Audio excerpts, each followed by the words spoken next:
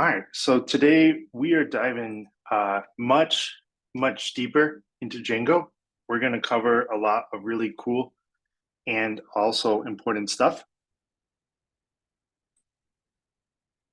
We're going to start with a warm-up, basically, of we've learned a bit about Django apps.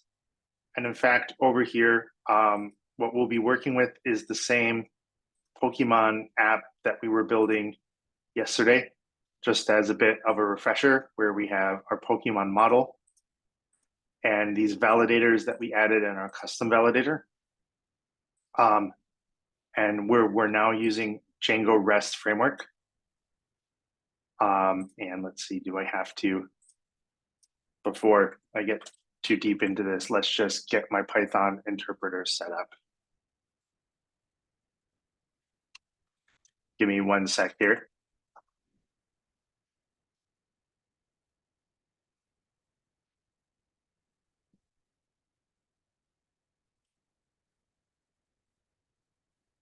All right, and the squigglies are gone.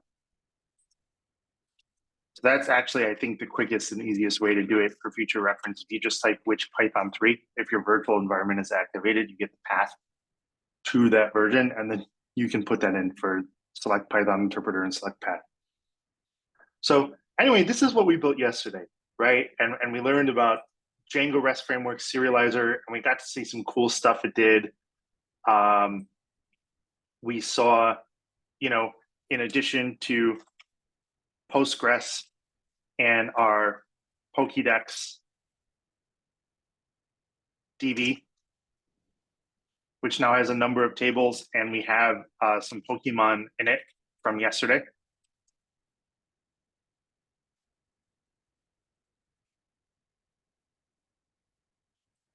We also saw in action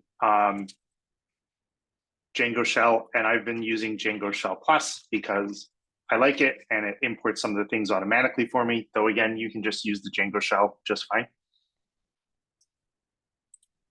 And if I want to get all my Pokemon, right, we can do Pokemon objects all. And we see our information printed out. And we saw how, let's say I want to get a Pokemon, and maybe I want to get just one Pokemon. I'm going to do Pokemon.objects.first just to get one Pokemon. And this has given us Pikachu.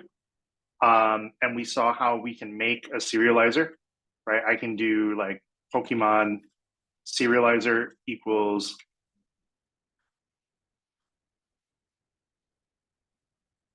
Pokemon serializer for Poke.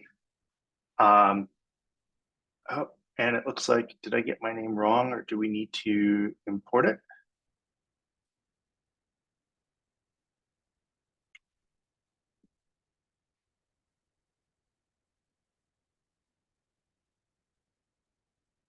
From serializers, import Pokemon.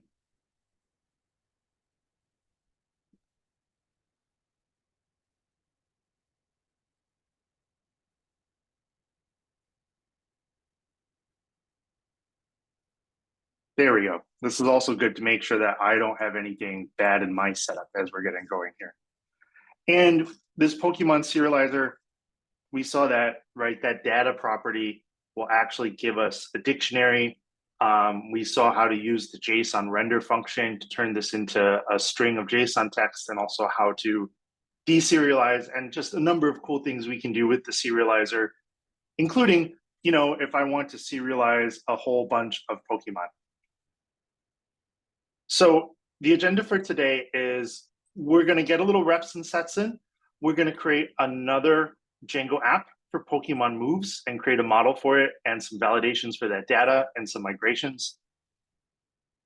And then once we do that, we're going to dive into one of the really powerful and good parts about models is just like how with Postgres tables, with SQL tables in a relational database, you want relationships between these tables, one-to-one, many-to-many, many-to-many.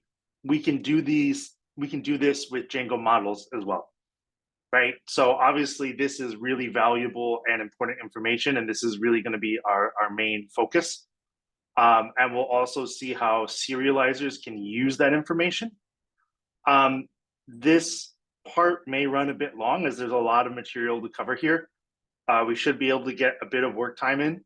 And then for part two, we're going to start looking at the server part of Django, of actually handling HTTP requests and setting up paths for URL patterns so that we can actually start, now that we've learned a lot about models, start writing code to handle HTTP requests and talk to the database and do stuff and send data back to the browser.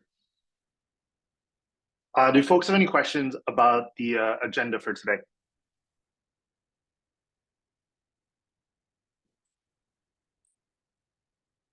Okay, awesome. Let's dive on in then. I'm going to put this off to the side here so it doesn't take up as much space. And I think I'll push this off here for now so we have a little more room. And I think this should be enough room for us to work. And I'll kind of leave this here on the side as a reference for folks that want it. I don't recommend coding alone. So we're going to make a new app, and this is where we're going to store the different moves that our Pokemon has. And just as a friendly reminder, actually, let's quickly go to the Pokédex. And if we just look at this example here, somewhere in here is a list of Pokemon moves. And it's hiding, there it is.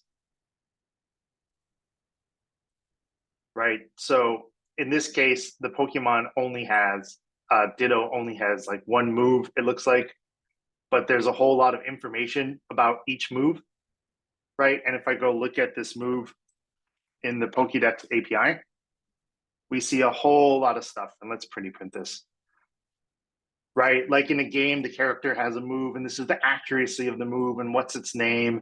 And obviously, different characters could maybe have the same move. And that's where we're going to kind of end up today. Does that make sense? And do folks have any questions?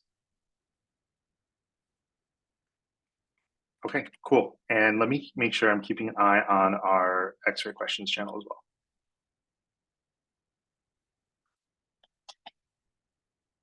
Oh, and I see there's something from yesterday I have to get caught up on there, which I will do. All right, so let's build out some of these Pokemon moves.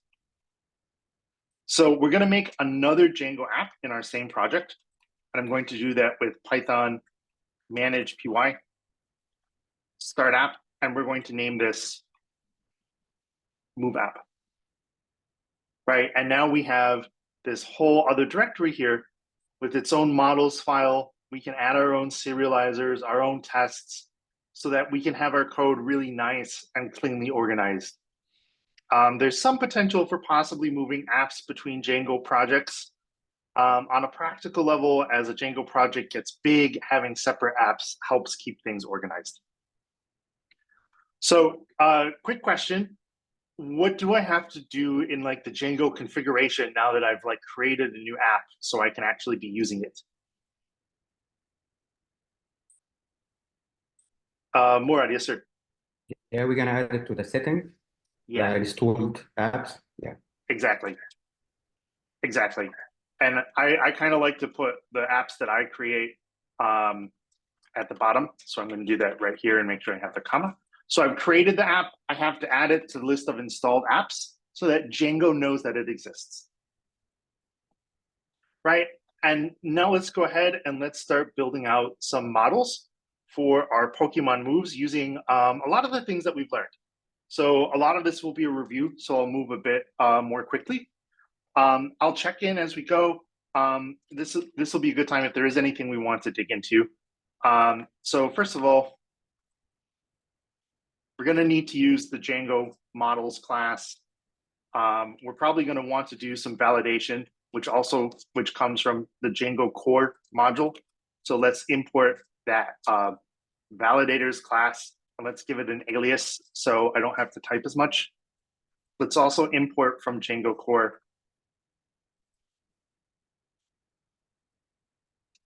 the validation error exception in case we need to use that.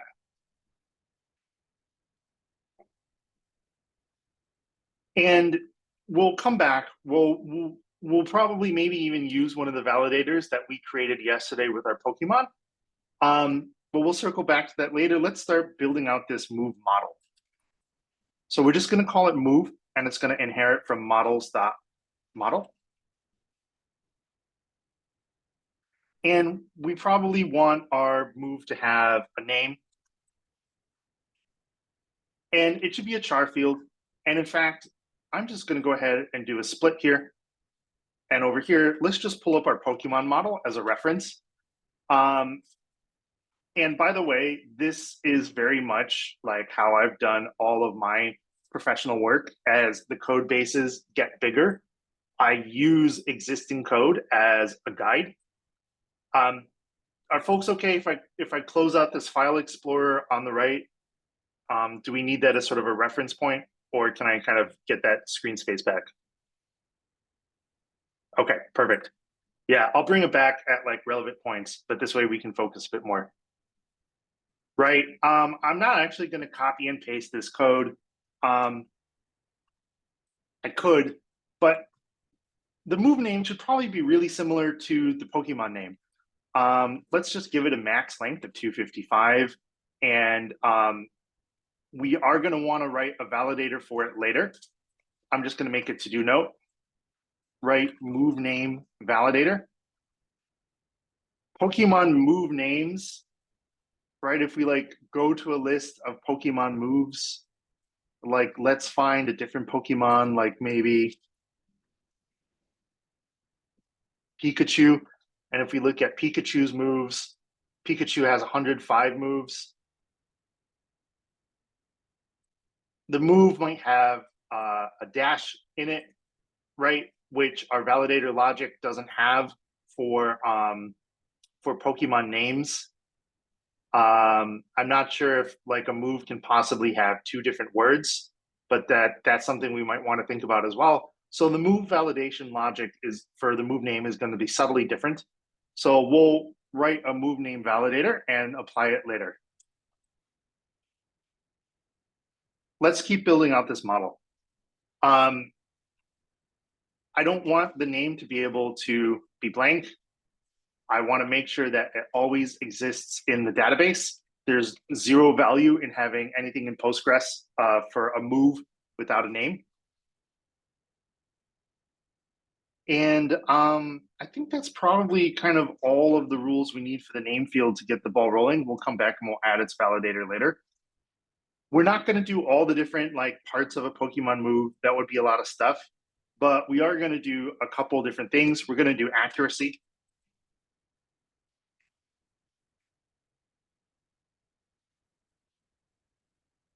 A move's accuracy will be between 1 and 100% with a default setting of 70%. And this will just be in as integers.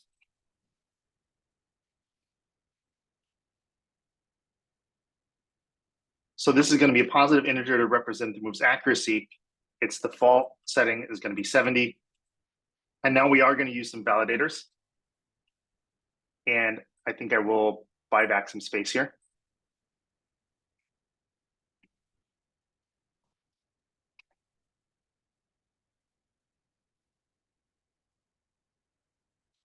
And our minimum value is 1.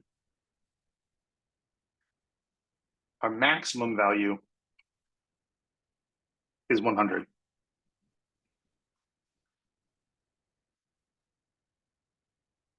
Let's also have like, I'm honestly not sure what this move, can anyone tell me in Pokemon what is PP for a move? Brendan, yes, sir. EP is the amount of points needed in order to cast the move. Yeah, that makes sense. Right? How many points do I need to use this move? And we need this to have a range as well, and we need it to have a default setting. Again, this is going to be an integer. Let's default it to 20. Let's add some validators. let's add a min value validator for a minimum value of 1 and a maximum value of 30.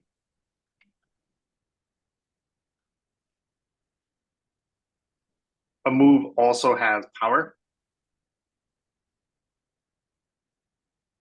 And again, we're going to give it a default setting and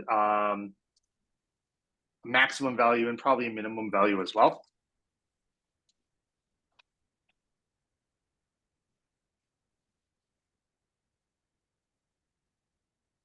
Let's default it to 80. Let's add some validators. Let's just worry about a max value for now. I don't know. Can anyone tell me, can a move have negative power? Is that like possible in Pokemon or not so much?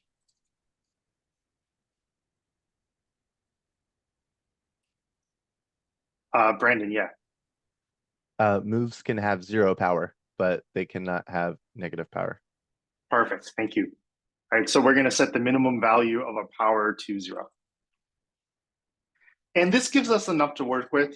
I'm also going to add a dunder string method.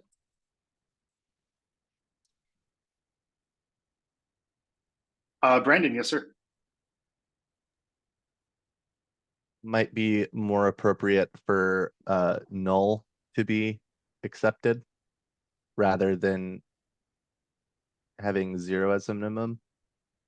Oh, I see. That is a good point.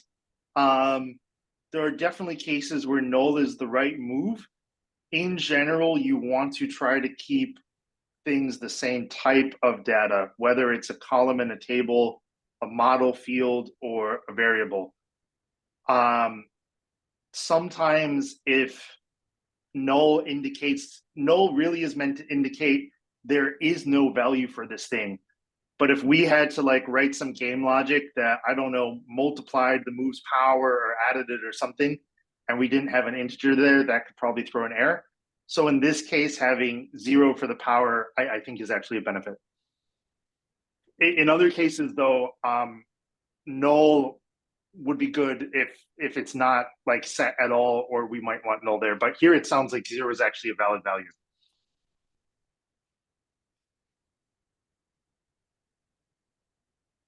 That is good to think about though, because I think that's always one important design question is, what does 0 represent? What does null represent? And which is the one that I want to use? Again, I think the guiding principle there is try to keep the data type the same. And if 0 is a valid value, then that's okay.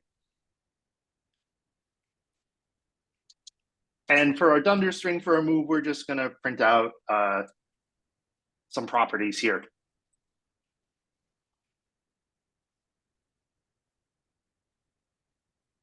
So we've got a move set up. I am going to add some validation for this. I'm not going to go too crazy. I want to add a custom validator for the name.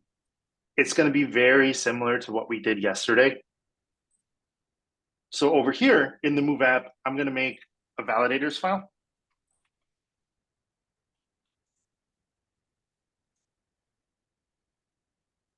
And in fact, again, I'm going to open up a split. I'm going to open up my other validator.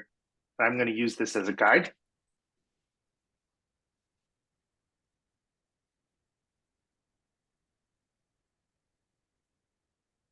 I'm going to name this one a little differently. So as I import these in different places, I can tell what's what. The regex is going to be a little different. Move name might have a space or dash character in it. So that's going to be one of the differences. I'm not going to go into too much depth on this regex because it's not the main point, but we can dump it in if we want. And in fact, I'm just going to copy this regex from our tutorial because again, regex is like the one thing where the real problem is typos, and the way to understand this is, we would put it in the regex tool. But I believe this essentially says the first part of the move has to start with a letter. I believe we're allowing for a possible space here. But then the rest of the move also has to be letters. And the first part of the move has to be letters, not only starting with the letter, but it has to be all letters. And after this point, our logic is actually pretty much the same. So I am going to copy this code over. So there is a bit of duplication of code here, and maybe there is an opportunity to improve this, but it's not the end of the world, and that's, I think, a good follow-up feature, right? And this is also an advantage of having like a consistent style and format, right? It makes it easier to refactor these things later if we want to. So now I've got a validation function for my move. Let's go ahead and import it and use it.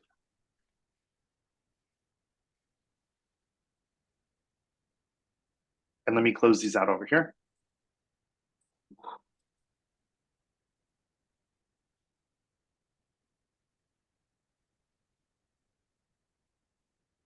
All right, so fingers crossed, right? It took us a minute, but we now have a whole new model in a new Django app for a Pokemon move. Now that I've done this, I need to create some migrations, right? Like the database does not have a moves table right now. If I hop into pSQL and I do /D to see all of the different tables in my Pokédex database, we've got the Pokemon app Pokemon, but there's nothing for moves. And that's because we haven't created a migration file and we haven't applied that migration to the database. So that's going to be our next step. And this is sort of a regular part of your workflow.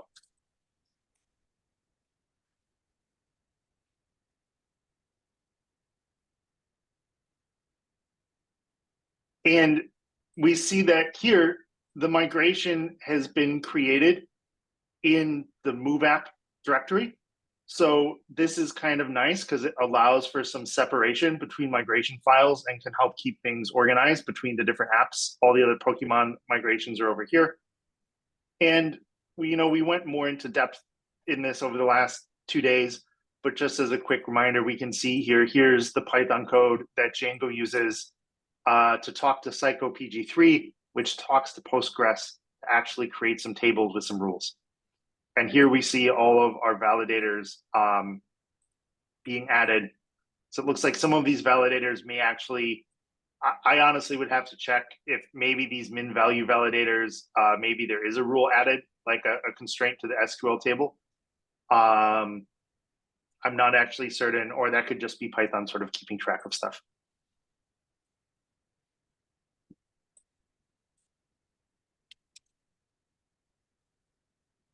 And again, nothing has been added to our actual Postgres database yet. It's only when we run the migrate command that these new tables are created. And now we see here move app move table and a sequence, which is how Postgres keeps track of things like IDs. And if we inspect the move app move table,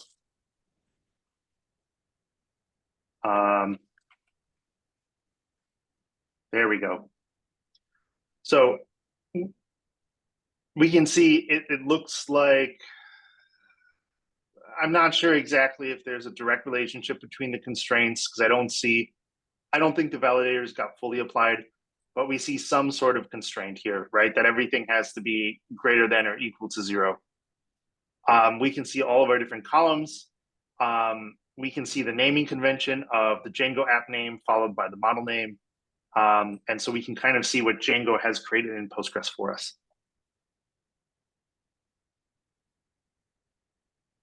Let's go ahead and create a couple tests as well, just to get things going and so that we can make sure that all of this looks good.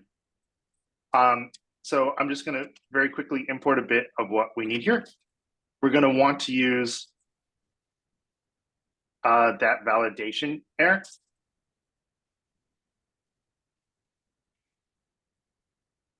And we're going to want to obviously import our mood model.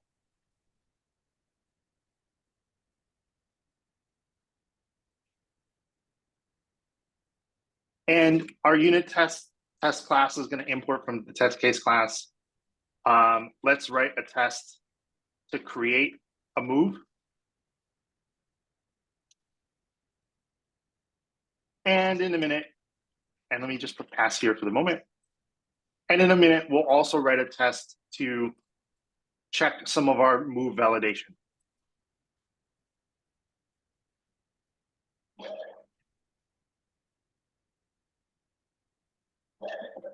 Right, and we'll come back to that one later. So first off, I need to create a move. Let's have this be some sort of psychic Pokemon move with Pokemon mind powers. I do want to wrap this in a try except block, because if something goes wrong with the test and it does throw an exception, first of all, I want to tell the test to fail. And second of all, like, what if, what if I do new move, full clean, right? And this throws validation error. When I'm running my tests, if this is not in a try except block and this error gets thrown, what happens? Eric, yes, sir. It'll stop executing your code. Yeah, exactly. The code will break, the tests will stop running, and we'll see an error message. Now, sometimes that's actually what you want. There's a saying kind of like error early, error often, because part of the idea is to, like, there are certain kinds of errors where you don't want the code to gracefully recover. You want it to fail loudly, and then maybe you have some other code to deal with that.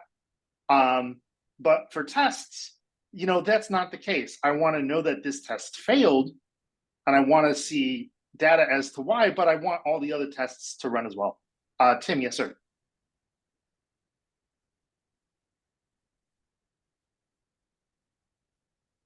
Oh, Tim, did you have a question? You may be muted. I did not. Did I accidentally raise my hand? Sorry. You did. No worries at all. It's you. Believe me, I'm always going to be the first person to complain about the Zoom user interface. So we're going to put this in a try except block, right? The chances of this throwing an error are very, very low. It's not impossible, but it's unlikely. What's a lot more likely is if something is wrong somewhere, we get a validation error. And, if we were debugging, maybe we would want to print that out. But what we definitely want to do is tell the test to fail, right? And so this way, this test fails, but the test suite keeps running. And this is why try except blocks are great, and why raising and throwing errors is great. So I've written this test. We've done a lot of talking. We've done a lot of writing of code. To be honest, if I was doing this for actual development, I probably would have been already creating moves in the Django shell as we've gone, and sort of like manually testing as I go. So this is way too much. Like, I probably would have gotten like this far, and then I would have created a move in Django shell to make sure that it works, and then added more stuff. But this is a great point to run the test to make sure that our code works. So I'm going to hop back over here. And just to help us orient ourselves, I'm in the directory that has manage.py, right? The sort of root of the Django project. So our Django project, the README might be like a level up. I'm going to run my tests. And this worked, which is great. I think I want to try and cause my test to fail, even though this is not the purpose of it. Just because, like, what if I wrote my test wrong and it's passing for the wrong reasons? Whenever you're writing tests, you should always force the test to fail to make sure it fails the right way, because that gives you some validation that when it's correct, it's passing the right way. Right, and now I get a failure. I see exactly what I expected, so that's good news. So let's go ahead now and let's work on our other test. In this one, we are going to force a validation error failure. And that's what we're actually expecting, right? So again, I'm going to create a move.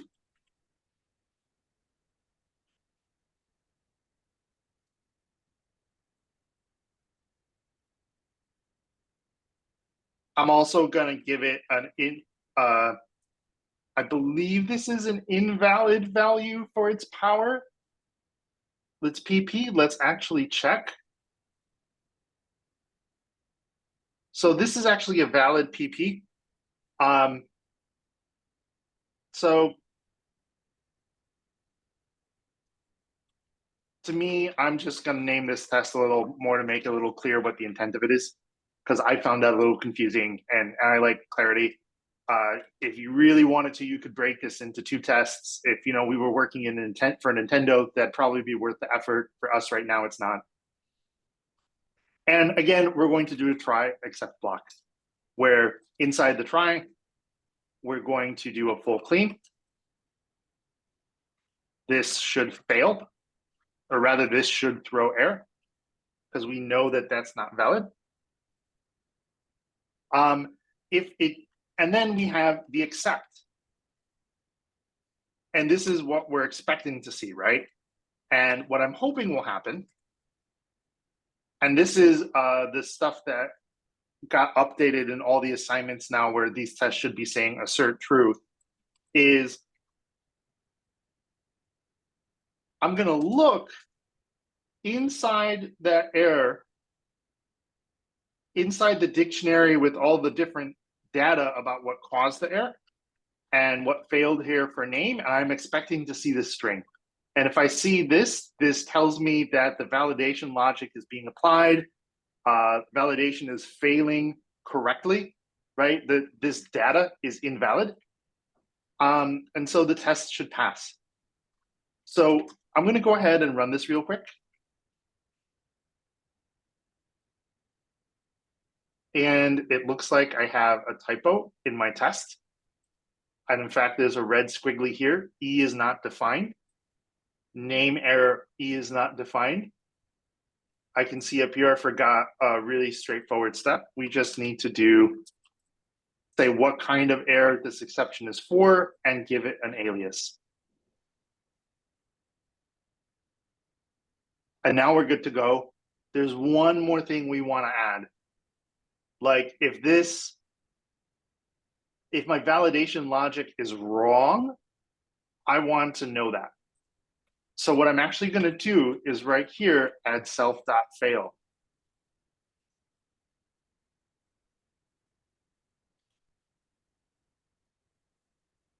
Because full clean should throw a validation error. And then the Python runtime execution jumps right into the accept block to handle that error. That's what we want. And then this assertion comes into play, the test passes. If something goes wrong here and we don't throw the error we're expecting, I want this next line of code to say, hey, this is not working right, this test is failing. Does that make sense to everyone why we have that self.fail on line 20? Awesome, right? So we're getting a bit, and one moment, Earl John. We're diving a bit into talking about testing, but this is good stuff to see and review, I think. Earl John, yes, sir. So I just want to make sure that I understand what the self.fail means. So like, is it basically just calling the self.fail if the full clean fails? Close. So, and in fact, let me go ahead and show you. Let's put a valid move name in here. Let's do new move equals move. Right? This is a valid move name. We run full clean. Validation should pass. No exception should be thrown. Let's run the test and watch what happens.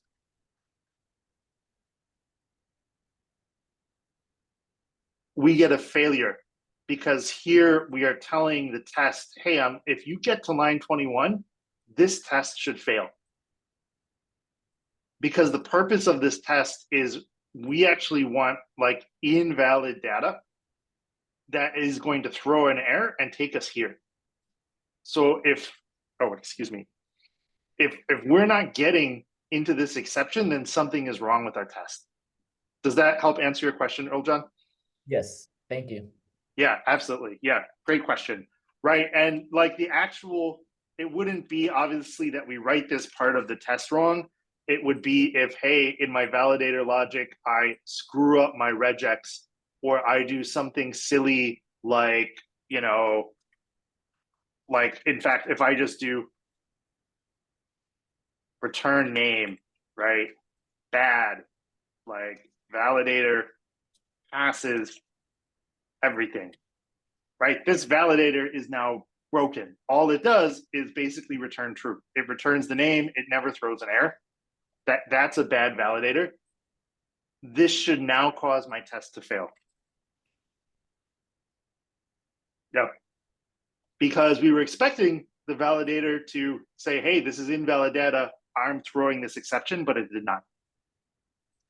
Obviously, like in the real world, the mistake would be a lot more subtle, but it happens surprisingly often. So that's the purpose of that self.fail. Yeah, that's a great question. I think let's build a serializer and then let's take a break. And I just want to check in with folks. Is this sort of review of stuff useful? Can I get maybe like some thumbs up, thumbs down? Definitely useful. Okay, awesome. I do think the work time may get eaten into this morning, and I apologize. Just because there's going to be a lot of ground to cover with associations, but I did want to kind of cover going through this because I thought and hoped it would be useful, and also because that's kind of how we've laid the lesson out. So we've got a serializer to write, and then I think we'll take a break, and then we'll dive into model associations and kind of see where we land from there. Does that sound good to folks? All right, awesome. Let's build this serializer. So the serializer, as you guys have seen, the great thing about Django REST framework is it makes a lot of the serializers pretty easy. And in fact, I'm going to go over here, and in our move app, we're going to create a new file. It's going to be serializer singular, serializers plural, which is the naming convention. So serializers.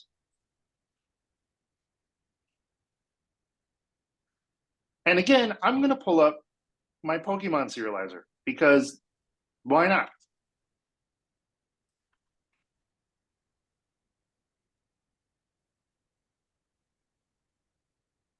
And I'm going to copy these 2 lines of code. I'm not going to copy the Pokemon serializer code because there's going to be enough differences that copying and modifying it is actually going to be more error prone than just typing it out fresh. And I think that's a good tip. Like, don't copy and paste code that you are then going to have to make a lot of modifications to, because odds are there will just be errors introduced along the way. And we follow the standard format. And in fact, I need to name it correct. That is part of the problem with using guide code. It's easy to go onto automatic pilot.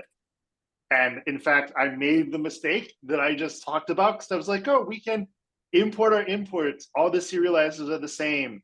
But you all see what I did wrong here on line 2? Right? Super easy mistake to make. Very easy for that to suck up like 10 to 15 minutes of your life.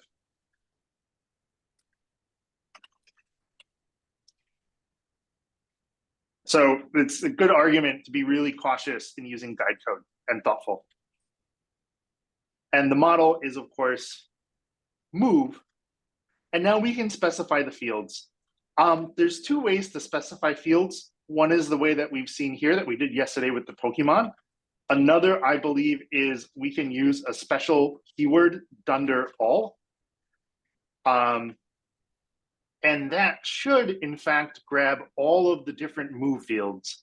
Now, we may have to modify this later when we connect the move to the Pokemon. But we will cross that bridge when we get there.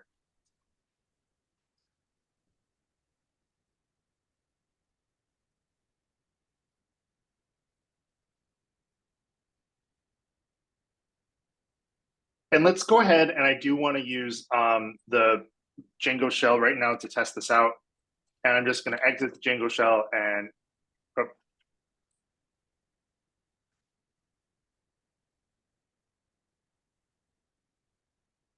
run it. It looks like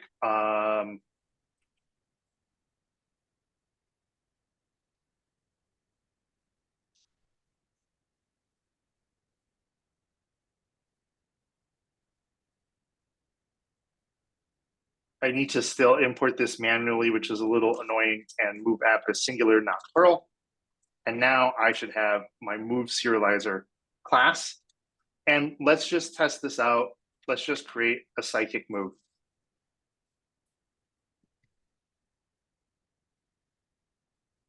And remember, we saw that if I'm deserializing data, as we'll learn soon, if we're getting JSON coming in from an HTTP request, I can pass that text as an argument, or excuse me, we have to turn it into a dictionary, and then we can pass it as an argument to this data argument.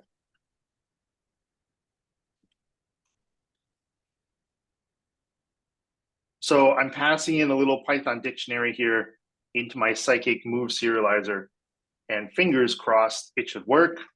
As we saw yesterday, we can check if psychic is valid, and even better, we can save it to our database. And there we see that dunder string method for our move class in action. And now if I hop over to pSQL and I do select star from move app move, we've got a move. So now that we have two different models, we can start making associations between them. And this is, I think, a good point to pause for a break. But before we do, let me just ask, what kind of relationship do you think we're looking at for between, like, not the serializers, but let's pull up the Pokemon, right, and the move. And this is the one problem with sort of VS Code's search. You can tell it what to ignore, but you just have to do a little more configuration with it to set that up. So let's talk a little bit theoretically about associations, and then I think we'll break, and then we'll start writing some code. So we're going to see that there's a way to do a one-to-one field. We're going to shift away from Pokemon as we write more code, but let's talk about this and then briefly talk about our Pokemon moves and Pokemon. You know, a one-to-one field is like a passport. Like, I have one passport, it belongs to me and nobody else. I can only have one passport. My passport can only belong to one person, and that is me. There's also many-to-one or one-to-many relationships. Right? Like, I can have a bunch of suitcases, but each of those suitcases is still mine. They belong to me. There's many-to-many relationships. I could be going on a bunch of different flights on my trip. I can book like 3 different flights at once. Obviously, a plane has a whole bunch of different people in it. So that's a many-to-many relationship.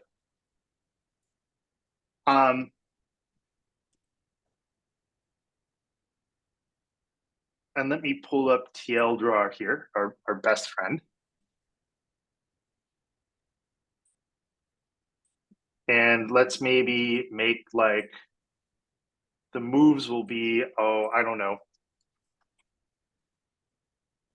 a diamond. And we'll just kind of put 2 or 3 of them here just to,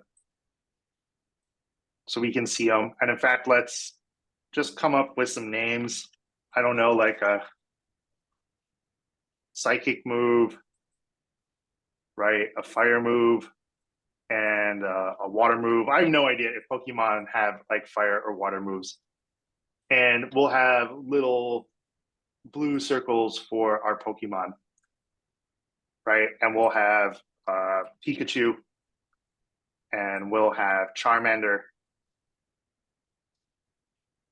and we'll have Bulbasaur.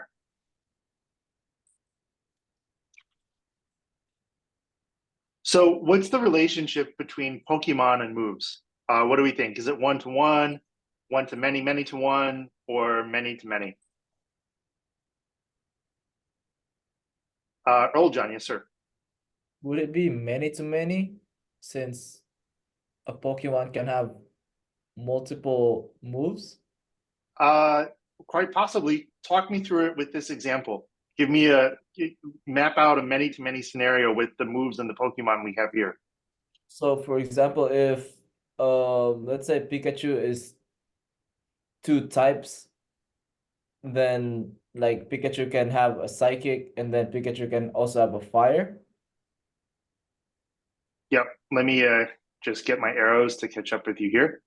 Yep. So, right, we've got, that's definitely one to many or many to many.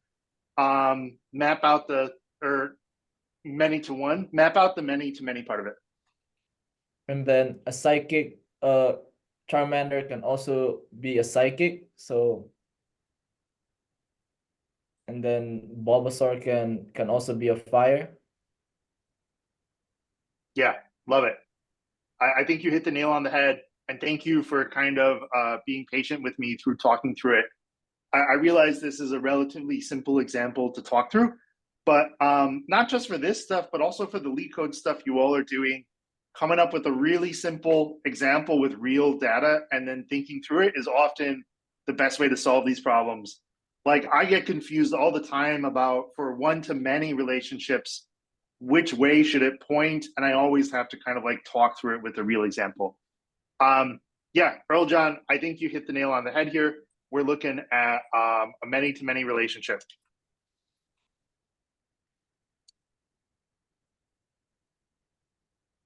Unless I am missing something, which is always possible, but I think this is correct.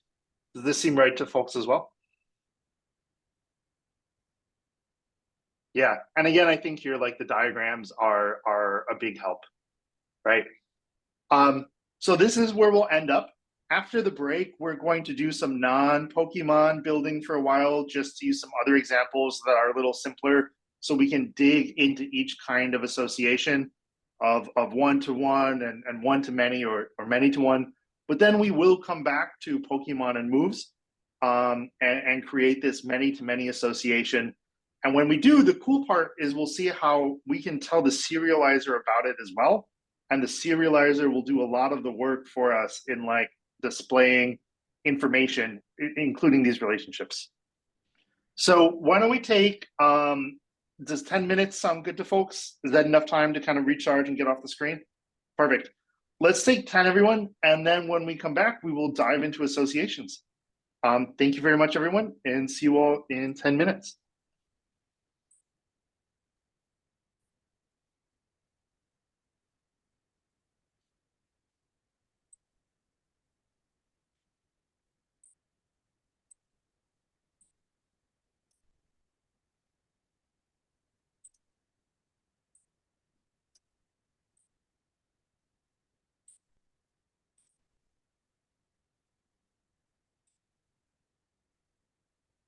Okay, there we go. Timer's up and running. We are good to go. Let me do a quick check in extra questions just to see if there's anything there. Okay, so where we left off was we determined that indeed it's a many-to-many relationship between a Pokemon and their moves. We are going to be diving in and starting with one-to-one relationships and one-to-many relationships before we get into connecting the Pokemon with the moves. And just to kind of recap with that, to kind of hop back through, we're going to use some non-Pokemon examples here, but the three things we're going to look at, and you can see a preview sort of the Django code and the model fields. Django has a one-to-one field that obviously is for a one-to-one relationship, which is probably the most straightforward of the relationships. Django has, they just call it foreign key, which should be a term that you're all familiar with from talking about SQL and Postgres, correct? Cool, yeah. And so Django is using that term a little liberally here, but they have a foreign key field for many-to-one or one-to-many relationships. And then they have a many-to-many field for many-to-many relationships, and we'll see more about this as we go. You can kind of get a preview of the whole show right here. We're not going to build out this particular implementation, but it is kind of cool to see, to talk through if we have like a dining set and some chairs and a table and a stool and a kitchen. Well, if you look kind of down at the bottom here, and let me quickly pull up the annotation tool.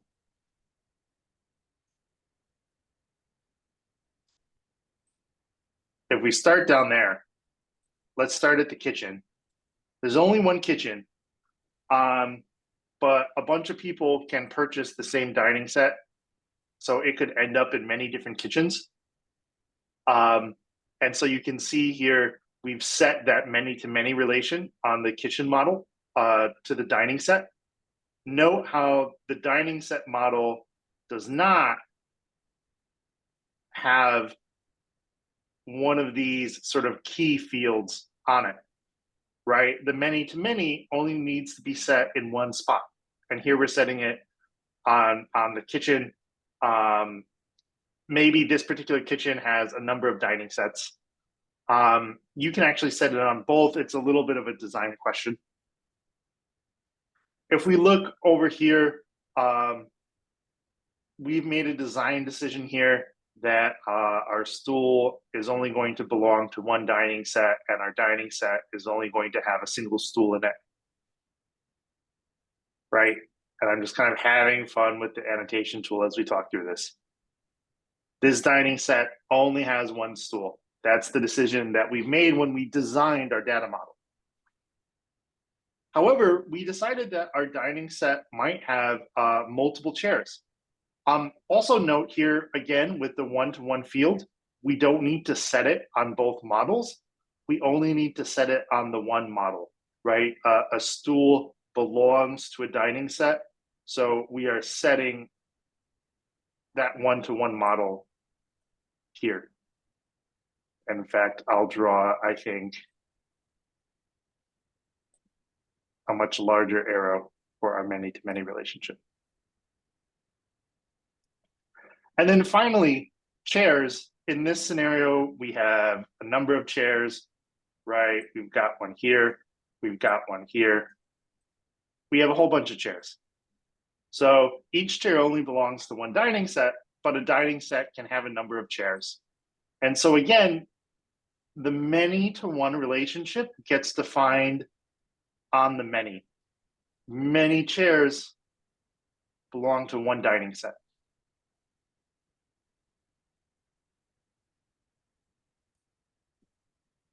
And again, note how I define this foreign key field here, but I don't need to set it there.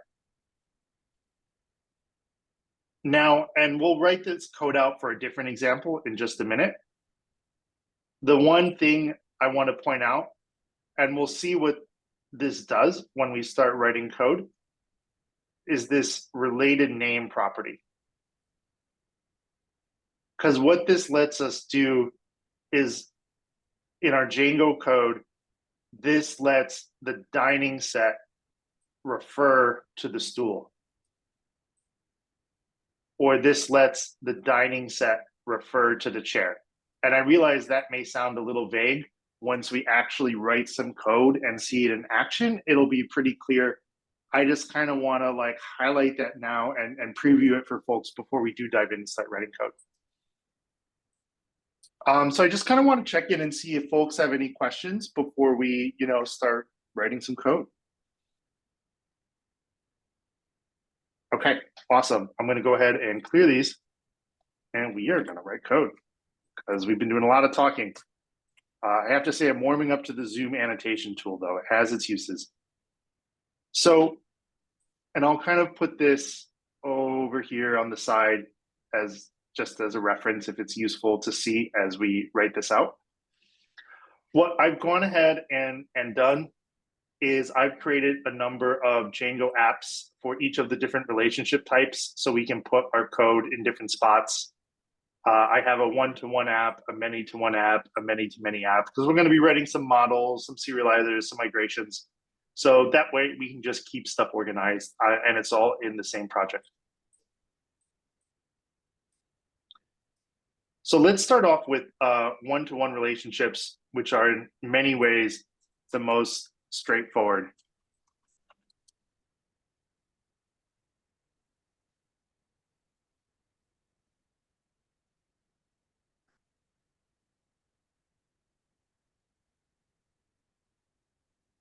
And the example we're going to use here is a person.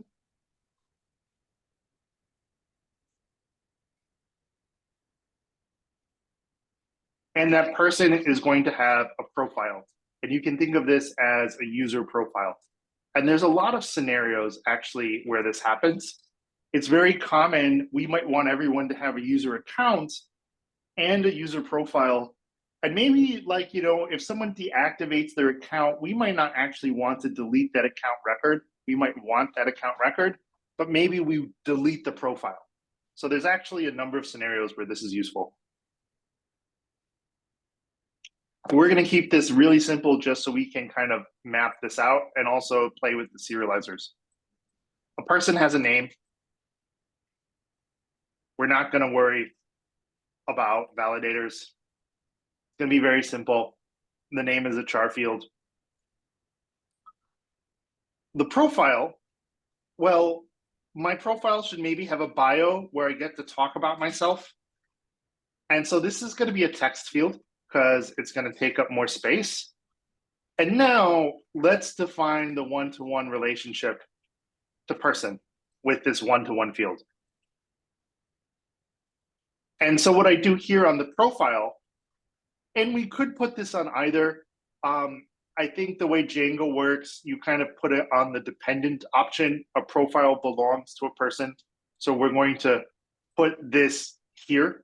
We're going to say person equals models one-to-one field. And this takes a couple arguments. The first one is the name of the model that we're establishing this relationship for. So this is the simplest form, right? If I wanted to, I could do this.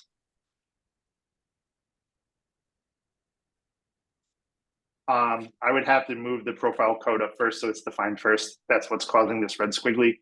Just the way Django works, this makes just a little more sense. But at the end of the day, both approaches will work. The next argument is we need to tell Django what happens if a person is deleted. Should I also delete their profile? And we are going to say, yes, we should. I was hoping maybe that like the hover over docs would be more insightful, but you can look in the Django docs to see details on this. So now our profile has a bio and we have a connection to a person. So let's build some stuff out here and play around with this a little bit. Let me go ahead and open up Shell Plus.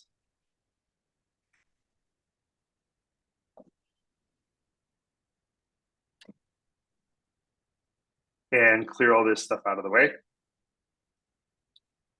So let me go ahead and create a person.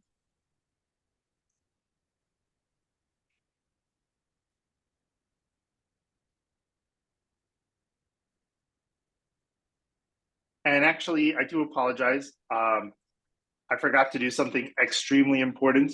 I forgot to create and apply migrations.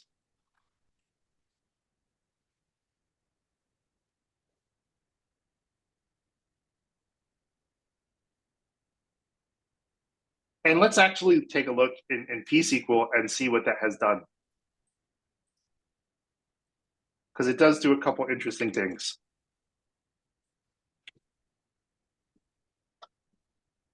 So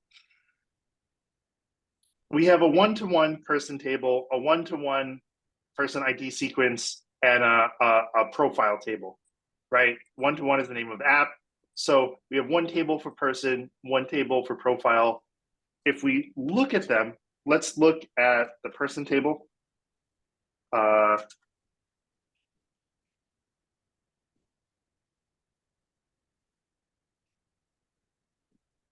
We see a couple interesting things. Of course, Django has given us an ID. It has a name. We see here at the database level in Postgres that this table is referenced by some column on the one-to-one by the profile table, right? That has a very long name. So there's a foreign key on that other table that references this table, right? Because I put the one-to-one field here on profile. So now the profile table has a foreign key referencing the person table. And let's look at the profile table. And let me see if I can spell this correctly. So here we see where the Postgres table starts to get more and more different from the model, right? The bio column is named bio, but person is named person ID because Django knows this is a foreign key reference. It's an integer. It's created some indices for it. It's added a foreign key constraint. There's some rules here around deletion from this on cascade that Postgres enforces for us. We can see that none of these are in fact set to null. So if I create a profile, it has to belong to a person, which probably makes sense. So we can see under the hood what's been created here. I just want to pause and check it and see if folks have any questions.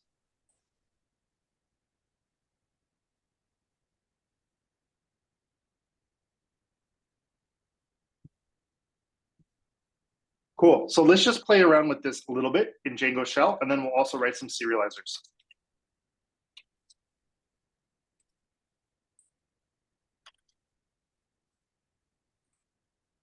And one of these days, I'll figure out how to get tab completion to work here.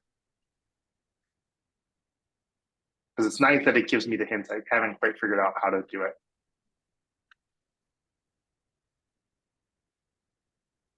Brandon, yes, sir. Is the shell plus command that you just did, is that native to? It is not. I threw a link out yesterday, but I've added a markdown file in our sort of optional lessons directory in the curriculum repo with how to set it up. It's pretty cool. Yeah, you do It looks a lot have to. better. Yeah, for every Django project, you do have to install a module called Django extensions and add it to installed apps. That's the one downside.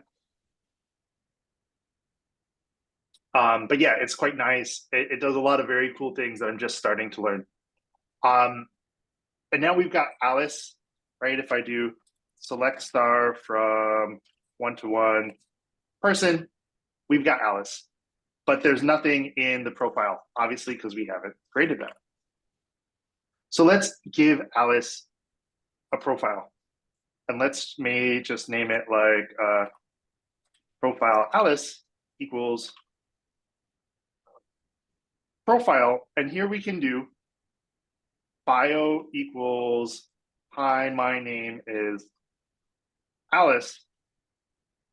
We can also do, and this is where the Django object-oriented model stuff starts to get cool, person equals Alice.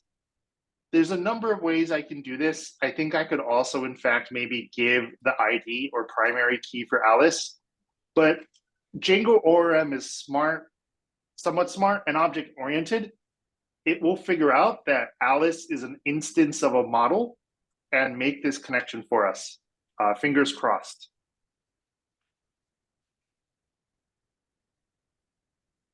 Let's see if this worked.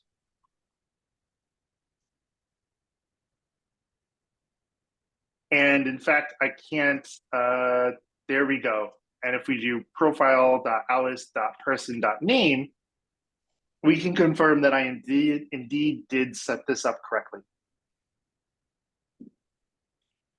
And so now if I want to, I can do profile Alice, full clean. There's not really a lot of validation logic, but it's a good habit. And profile Alice, save. And now if we go into pSQL, we have a profile. Now, what we don't have is a nice way to do something like this. Or actually, Django does that for us. I apologize. Actually, we'll see in a minute. We actually get more control over this. This is what related names does. Like if I add related name equals like my profile, what we would be able to do in our code is alice.myProfile.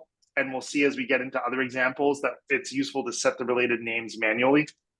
But I believe Django actually has maybe given us a default related name setting where alice.profile does indeed give us something. And I can do alice.profile.io.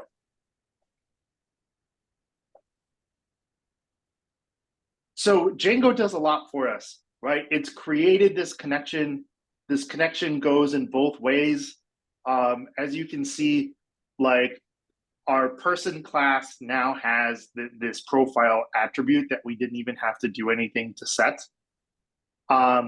If we added some dunder string methods, this stuff would get even more useful.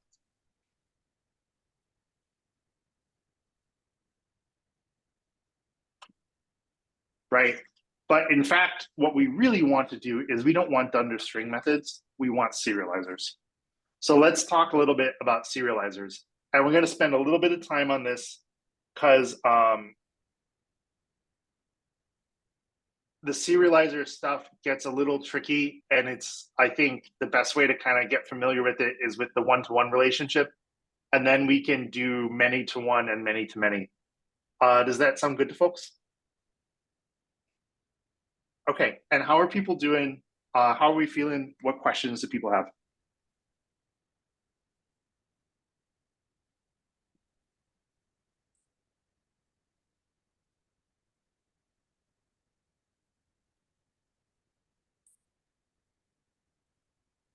Okay, awesome. Let's write some serializers.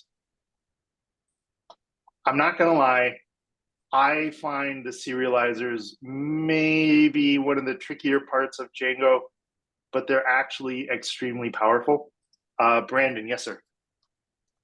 And serializers, from my understanding, are just converting data to and from complex types to JSON and vice versa.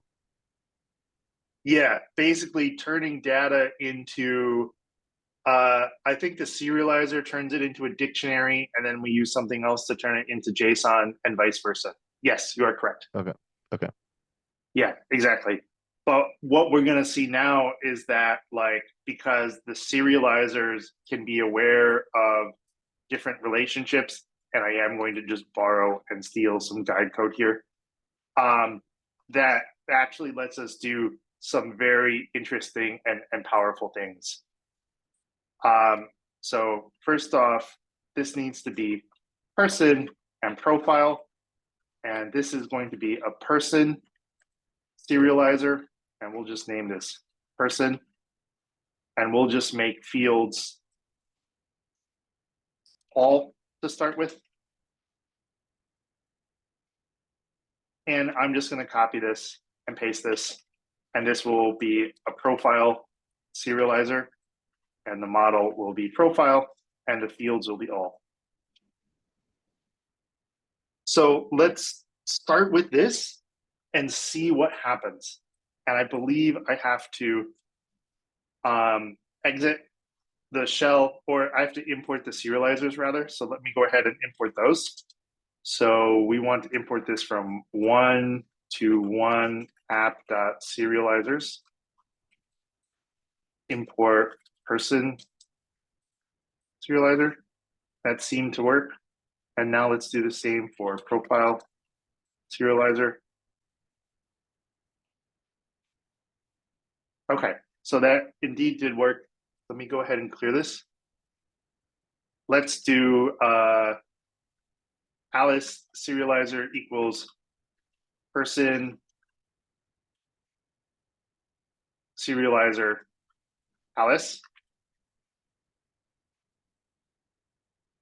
and see what we get.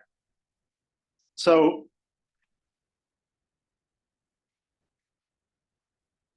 this is pretty straightforward, right? This is what we've seen with serializers. Let me give us a little bit of a split here. And let's in fact look at the model.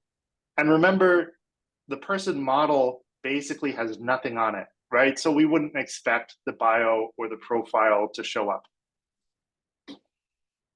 Let's take a look at the profile serializer. This is where one or two wrinkles come into the picture.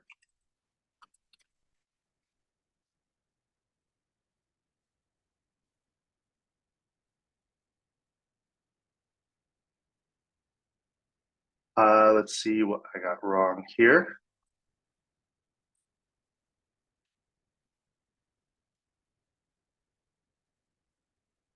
Let's try maybe profile.objects.first.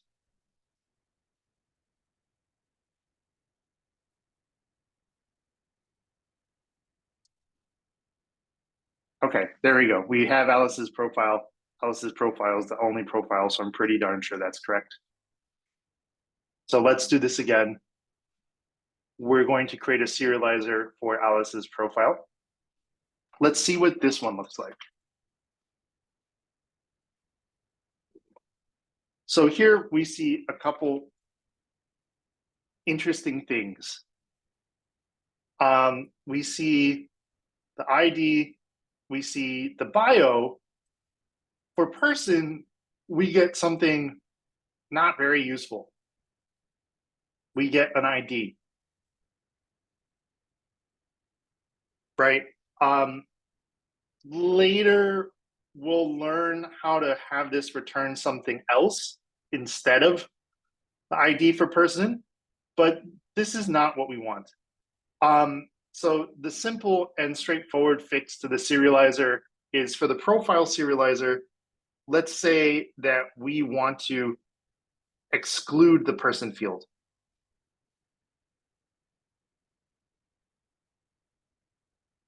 And actually, I apologize. Let me make sure I'm kind of like going through this in the order that I want to. Yeah, let's look at this both ways. There's two ways to do this. We could say exclude person. And I think I'll have to import this again.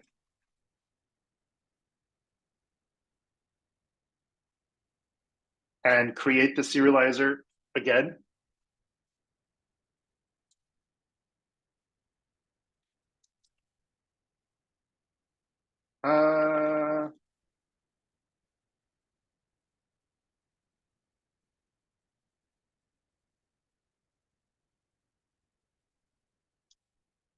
Let's see, I'm not, oh, Earl John, yes, sir.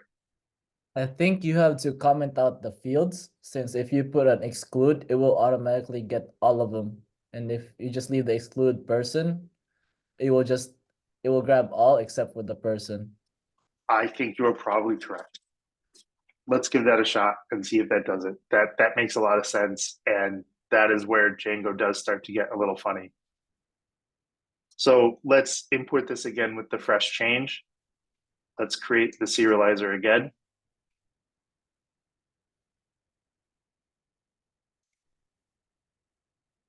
Yeah, that wasn't quite what I wanted. Model profile, exclude person.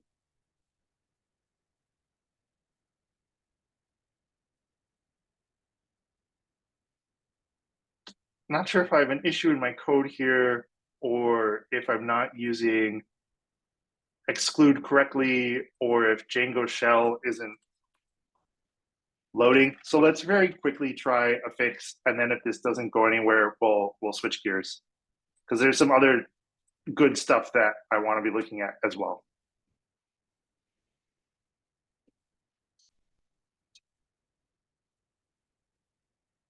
So let's import the serializer, right? Let's get, let's just say like P for profile objects first. Let's make sure that the profile is indeed a profile. Let's do profile serializer equals profile serializer P, sir, just of P. There we go. So I apologize, folks. I'm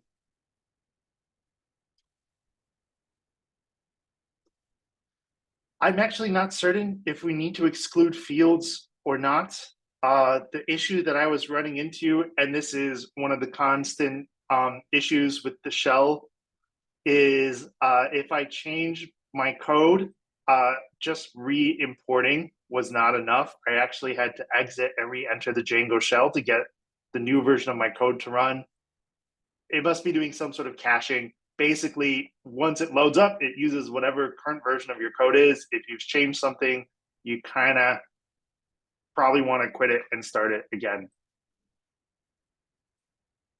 I think you're probably correct about exclude, but we can in fact look at Django REST framework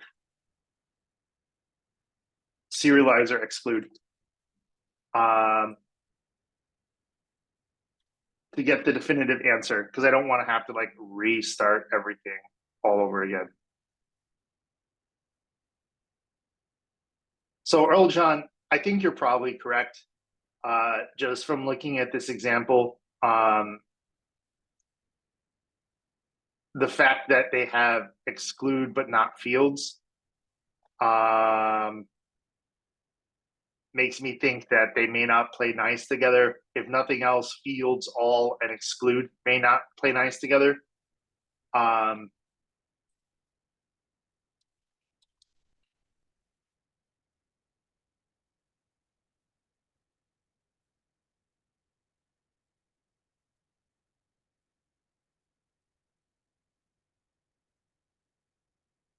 And while ChatGPT gets stuff wrong sometimes, I think it's good for stuff like this. If I already kind of think I know the correct behavior and I don't want to take the time to actually run some code to test it, ChatGPT can help me confirm. And you're totally right. We can't use them together in the same serializer. So I had two issues going on there. Yeah, Earl John, thank you again, man.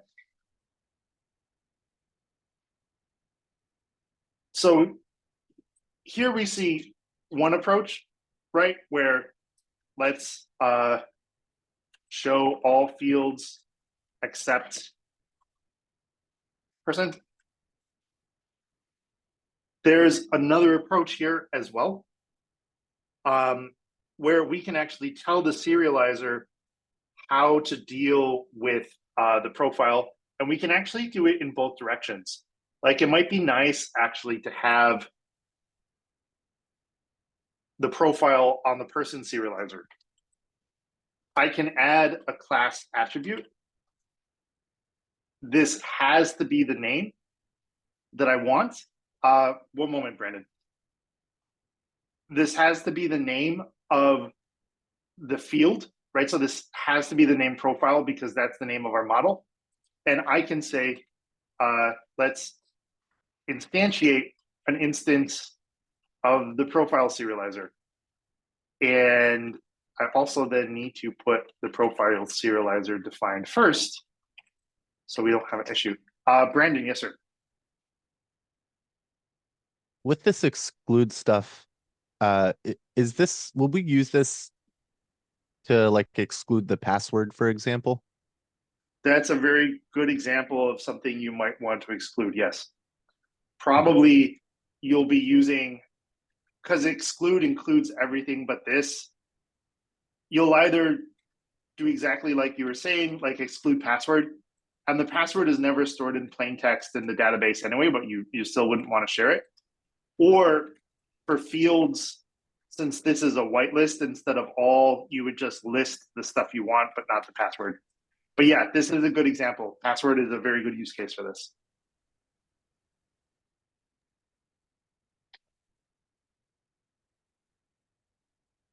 So what we're going to see in a moment here, as soon as I restart the shell, is I've added an attribute here in my person serializer. I'm basically creating a new field, and I'm calling the field profile, and I'm telling the serializer, hey, I want you to use the profile serializer for this. And Django should, based on this name, so there is a little magic here, figure out oh, I need to look at the profile model that's connected to this person and use this serializer. So let's do our little dance and exit the shell and re-enter it. And let's import from one-to-one serializers, import person serializer. Let's get Alice again, right? Person objects first. Let's just print out Alice, make sure we have her. Let's make a serializer for Alice.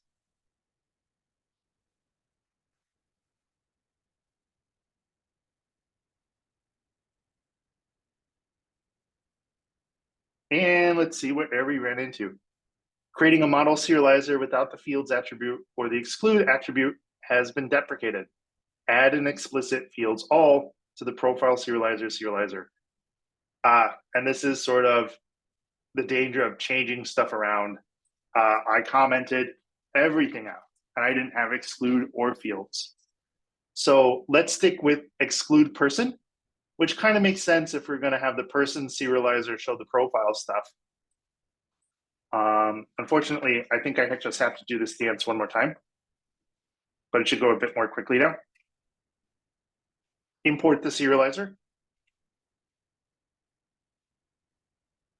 Get Alice from the database. Create the Alice serializer. And now let's see if this works without error. And there we go. And let me give us a little more space. Let's look at this again. And let's look at the data dictionary. Right? And this we can turn into JSON with some other code. But by adding this here, and there is a little bit of magic because I'm pretty darn sure this name has to be profile, that if we made this something else, it might break. Because that's kind of, I think, how Django, right? We saw that Django has kind of added for us this attribute on the Alice model named profile. And so Django looks for that attribute. So this name has to match the model name. This is where there's a little bit of magic with serializers, but I think here you can see where all of a sudden this starts to get really useful. And I just want to pause and see what questions folks have. And this is probably a good break point as well. So what's on people's minds? What might be good to look at or review or dig into?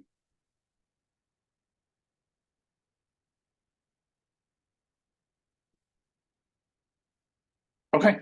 Are we all feeling pretty good about the behavior of what's going on here with these serializers?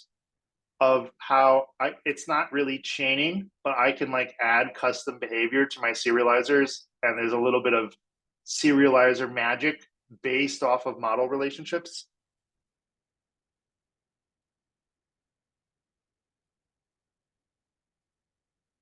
Are people feeling like pretty good about that? Thumbs up, a little shaky. Where are we standing? Okay, awesome. It's a lot, and I think that a lot of this stuff is kind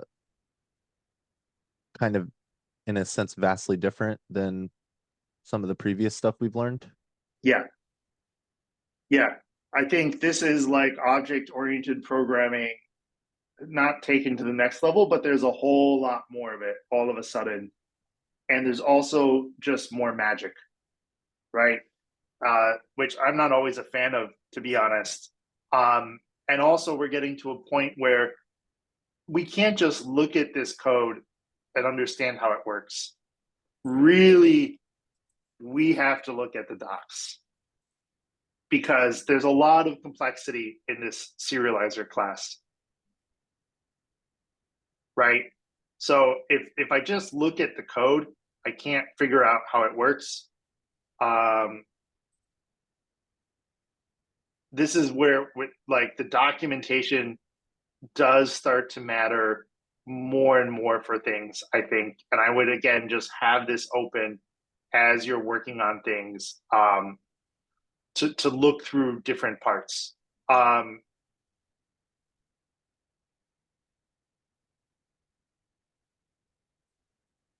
And you can see like there's a lot of different ways to create your own custom fields for these serializers. Let's see if they have a I don't know if they have a one-to-many relationship in here.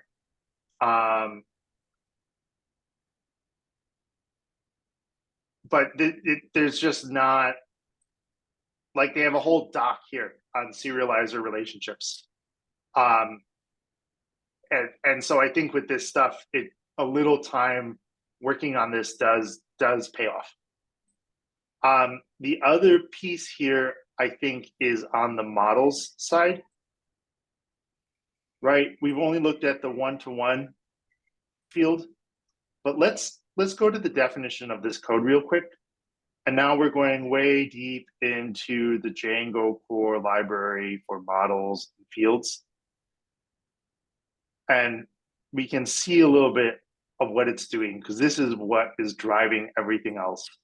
And we'll look at the foreign key field in a minute.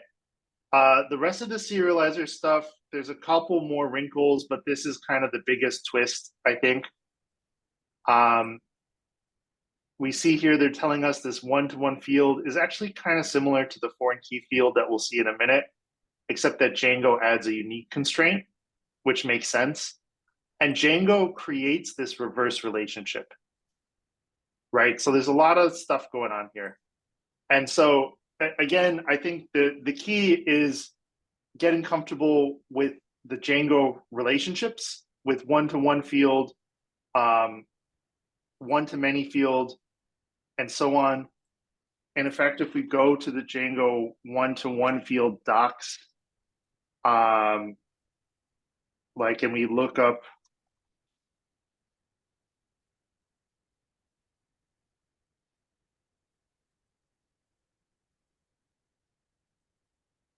somewhere in the Django docs, it describes creating a default related name, which we'll see in a minute.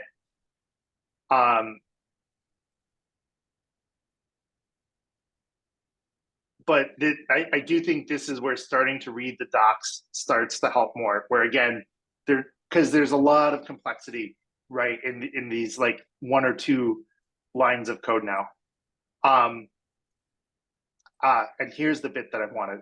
So this related name field is that backwards relationship, like that, the fact that I can do Alice profile, right, and that works even though there is no profile on the model, that's because of a feature Django has called related name. And it looks like this.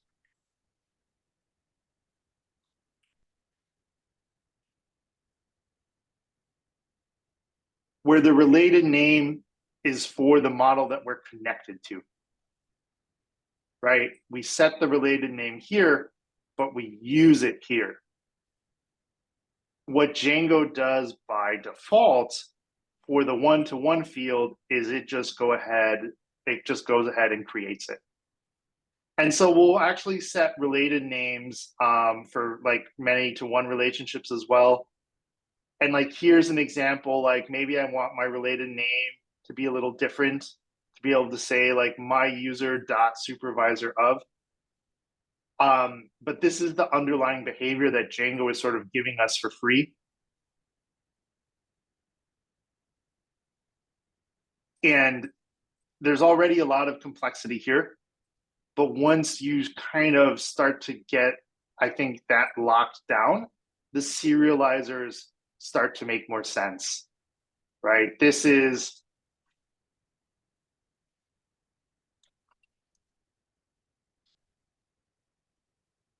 magic, but this has to match the related name, right? And we're using the profile serializer.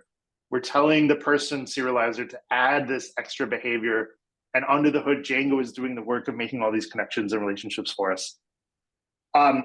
And at this point, I probably would just start repeating myself. This is probably a good time for a break. Let me just check in to see if folks have questions, maybe if there's something good for us to review or look at briefly, and then we can take a 10-minute break and look at our other kinds of Django associations. Is there anything on people's minds in particular with this one-to-one field and these serializers. Okay, awesome. And definitely writing code will help with this. I know today's a big lesson. There's just enough complexity here where I think taking the time to talk through it will set you all up to do well when you then go and write code. So let's take 10 minutes and then we will look at many-to-many relationships and, many-to-one relationships and many-to-many relationships. Thank you very much, folks, and I will see you all in 10.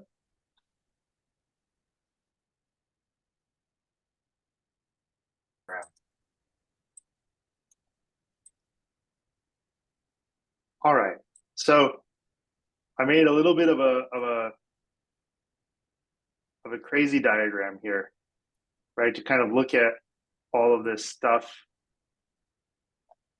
And in fact, let's make our split like this.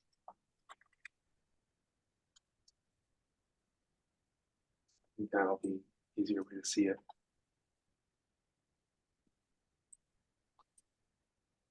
And I don't know if this is going to help or hurt, so we're not going to spend too much time on this diagram before we move on.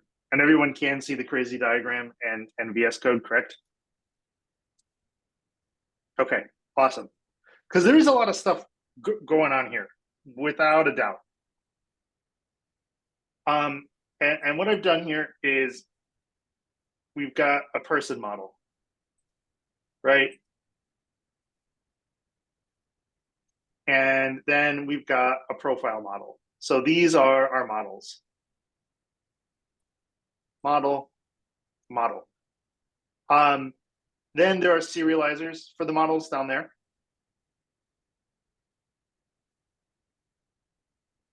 And I've drawn a bunch of crazy arrows showing the relationships. Let's just talk about the models.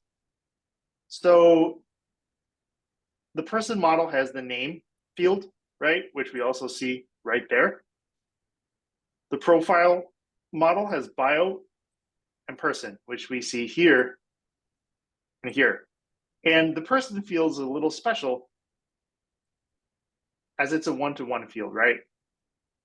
And this is where the Django magic starts to come in. Once we have this one-to-one field, Django figures out how to, when we create a profile model, an instance of a profile, and we assign a person to it, Django makes this connection for us, right? And it's a little bit of Django magic. What we can also do when we write our profile and we create that relationship, and I can't do that because then the zoom annotation gets totally destroyed, but I wanted to show the related name, right? This related name profile. Now, for one-to-one fields, Django will give us this for free with this name, but we can name this whatever we want. And this is sort of the key to all this other stuff, because it sort of becomes this like pseudo field, this pretend field on the person model, right? And it's from this related name property. And I just want to pause and check in and see if this diagram is helpful or just a whole bunch of lines and arrows. And if it's lines and arrows, that's okay. I just need to know.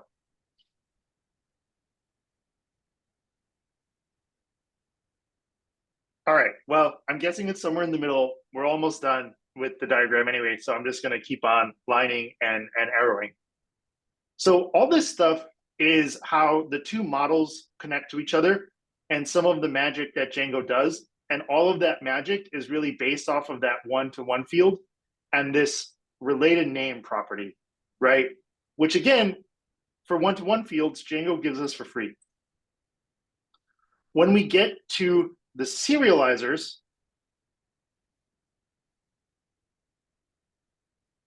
right here, this name profile, this is the related name, right? And this is absolutely terrible of me drawing, so I'm not even going to try to do that. We'll just type it out, right?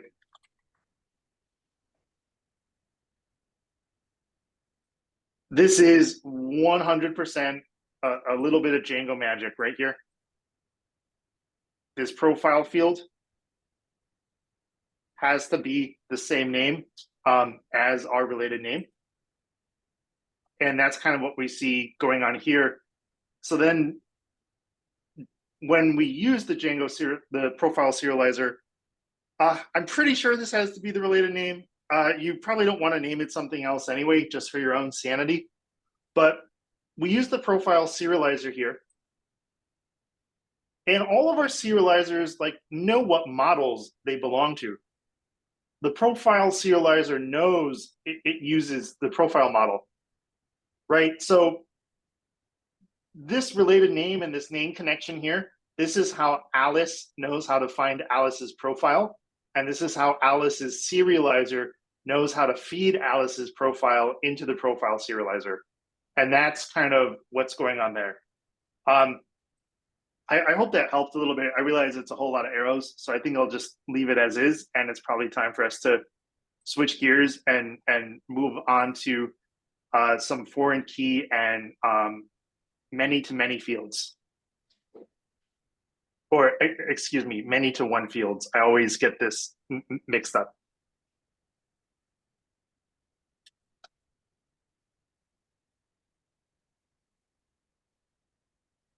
So I think the classic example for foreign keys is authors and books, right?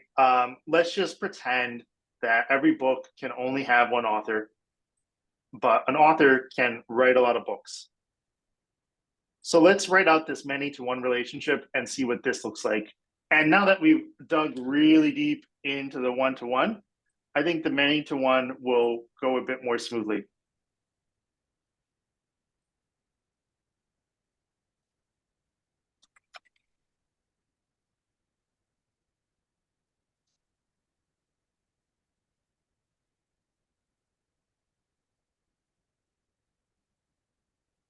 An author has many books. So our author model is pretty straightforward. We're just going to give an author our name, and that's about all we need to do. We'll give the author's name max length of 100. The book model is going to start out pretty simple. We're also going to inherit from models.model. The book, of course, needs a title, and we'll just make this, again, a char field. We'll give it just a max length just to do it. And now here's where we do the foreign key, and we establish the many-to-one relationship. A book is going to have an author, and that's going to be, we use, the name is foreign key. It's not, we don't, there is, I think, a many-to-one field, but it's a bit better to use the foreign key field in Django. Just like before, we pass it the name of the model that has the relationship. Let's pass it the on-delete rule. If we delete the author, let's also delete all their books from the database.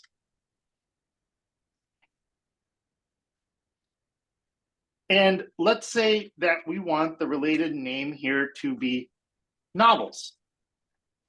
Because what I want to be able to do is I want to be able to do,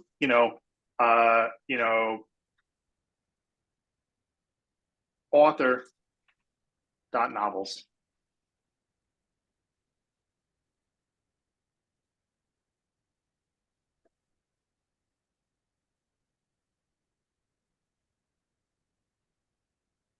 If I didn't have this related name here, we would not be able to do this.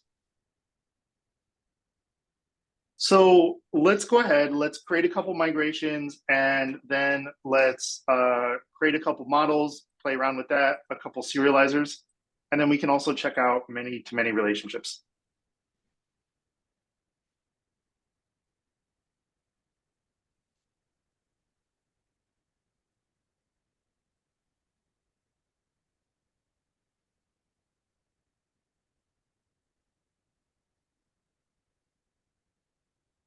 So we have all the stuff, right? Let me make sure I have my models. I've got author.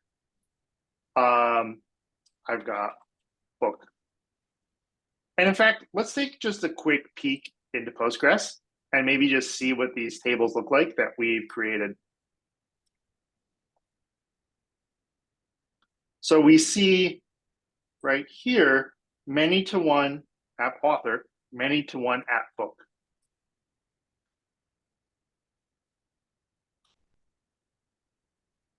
The author table looks pretty similar to what we saw before, an ID and a name.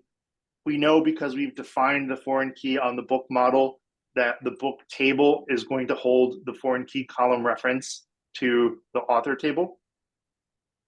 We see there's a constraint here as well. And the constraint helps enforce that many-to-one relationship. Let's look at very briefly the book table as well. And here again, we see the author ID and we see the foreign key constraint. And this is what helps enforce that many-to-one relationship. So let's create a book, let's create an author, and I think that author will be George Martin.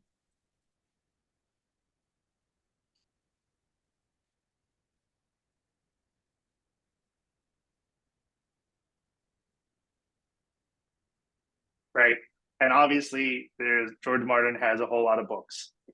What I can also do is I can do this. Now, there's nothing interesting in here. We see this big thing printed out because there's no dunder string method for the book model. So Django doesn't know how to turn this into a nice string to see. We haven't written a serializer. I could in fact write, let's in fact maybe write like a def dunder repr method here.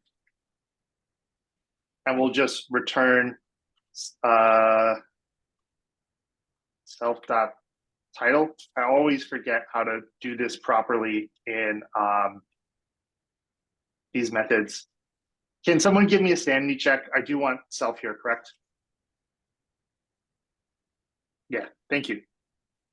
Let me save George Martin real quick. So when I close and reopen the shell, he'll be here.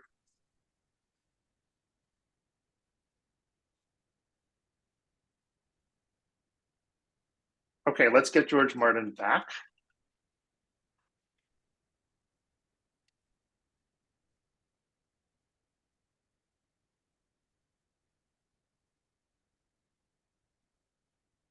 And we don't really get anything interesting printed out here either. There's also no titles in here. But again, the fact that this novels attribute is something we can access with dot notation on the class is because of related name. If this wasn't here, we wouldn't be able to do that. If we named this something else, we would have to use that other name. Right? Let's go ahead and let's create some books. Oh man, what's the first one? A Song of, is the first one just Game of Thrones? Fire and Blood. Fire and Blood. All right. Bad. Book title, Fire and Blood.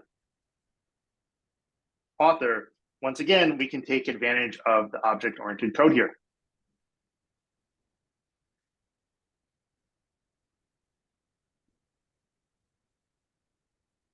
Right, fab, because George Martin doesn't have a dunder string method at the moment. And let's go ahead, let's save this to the database. Now let's do George Martin novels. Again, let's maybe grab the first one in the list, or maybe I have to do it like this. Yeah, there we go. Because this is not quite a Python list that gets returned. It's a sort of Django query set result, some sort of iteratable data structure thing. So we have to use the same query syntax when we're querying from the database. But here we see related name in action, right? Where I can see all of George Martin's novels. What's the name of the second book? Is it a Song of Ice and Fire? I think so, but I'm not sure. Yeah, that's okay. We don't need, they don't need to be in order anyway.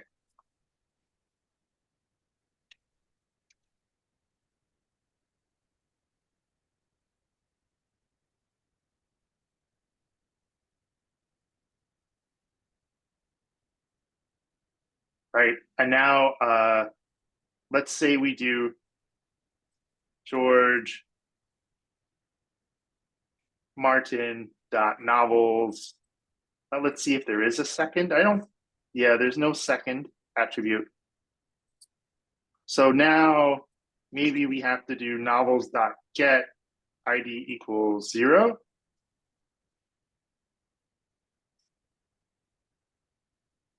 Or get have to might be by title.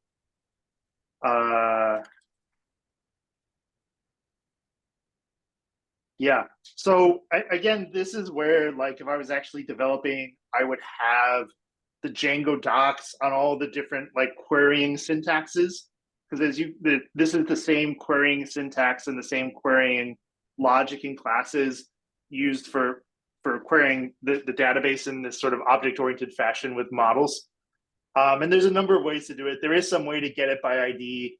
You know, I think like if we did like novels.objects, that might, yeah, the Django querying stuff is always a bit, I always have to look it up every time, I'm not gonna lie.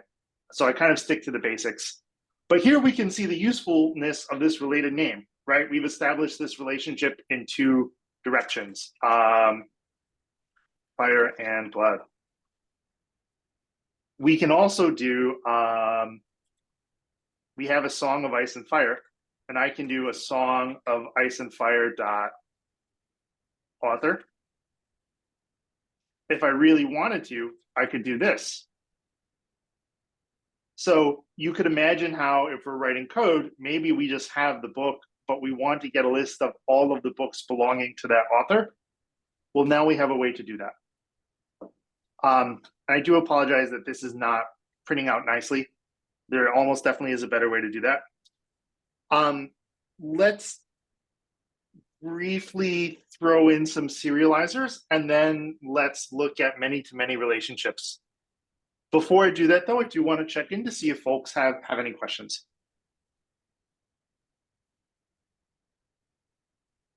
And does this help make related name a little more clear, and maybe sort of the behavior of these like one-to-one and foreign key fields a little more clear? Or does it still feel a little like new and intimidating?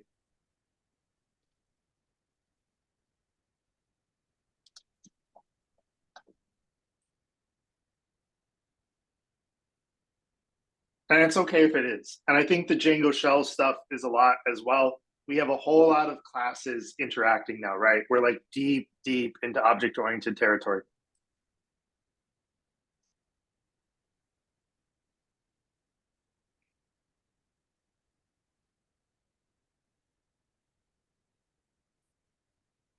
So let's just make some serializers for our models, because there are 1 or 2 important things here to see.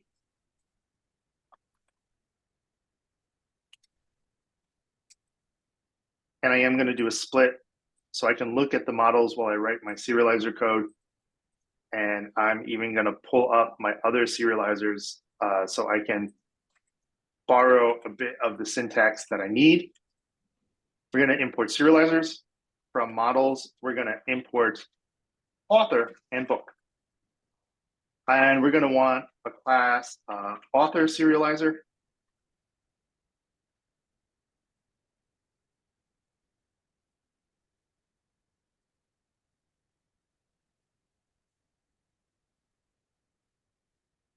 And a book serializer, which we'll get to in just a minute, right? And some things are going to be in common with these, right? There's going to need to be this class meta. We're going to need to set the model, the author for our author serializer. We're going to need to set the model, the book for our book serializer. We might want to start out with, maybe just doing fields all on both of them. Maybe for the author, we want to do fields all. Maybe for the book,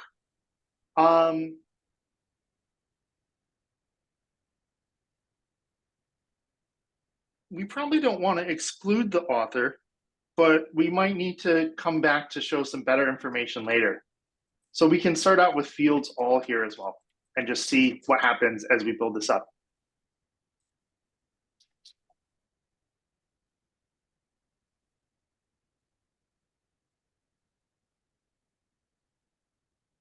And let me take a quick look at my guide code to make sure I'm not going to take us down a bad path.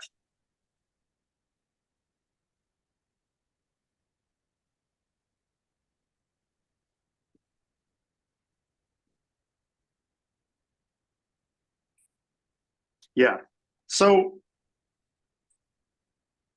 when I print out information about my author, I'd like to see all the books, right? If I print out information about a book, I'd like to see information about the author. Let me go ahead and exit the shell and reopen it so that we have it again. And let me just very quickly import what I need to. Many to one app serializers import author serializer, import book serializer. And we're going to see some things that work here, and then we're going to see one thing that we have to add. So, let's just get George, right? Author, objects first. Now we have George.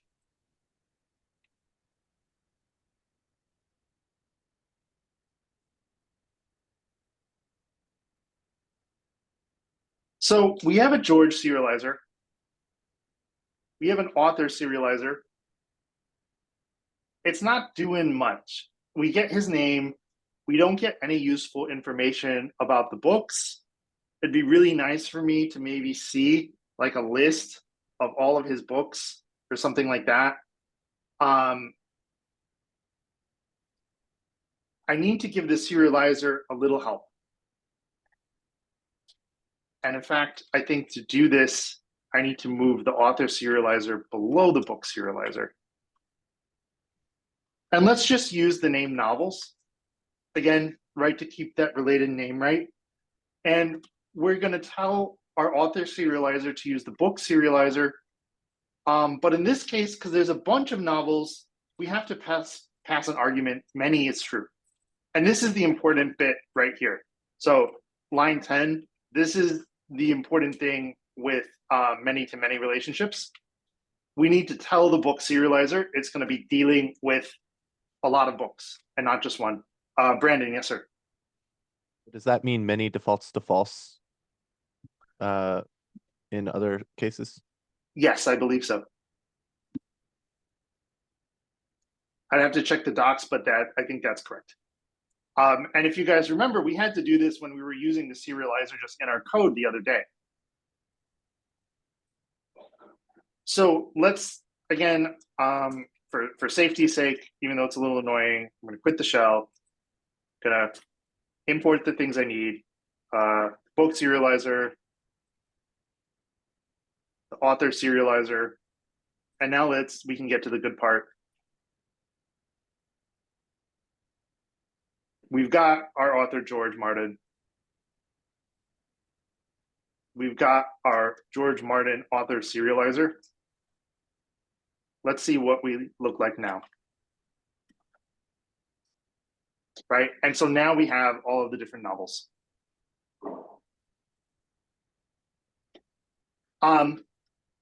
Note, by the way, here in the book serializer, we're getting like author ID 1.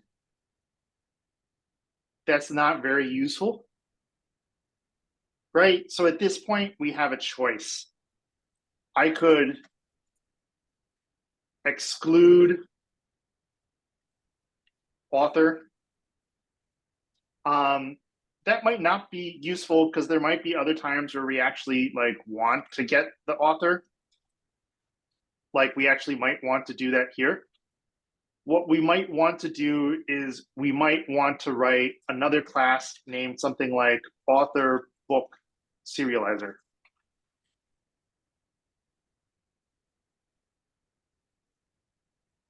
And it's going to be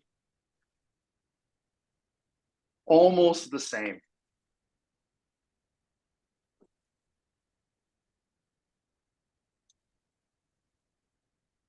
Right? Because the book serializer is sort of like general purpose.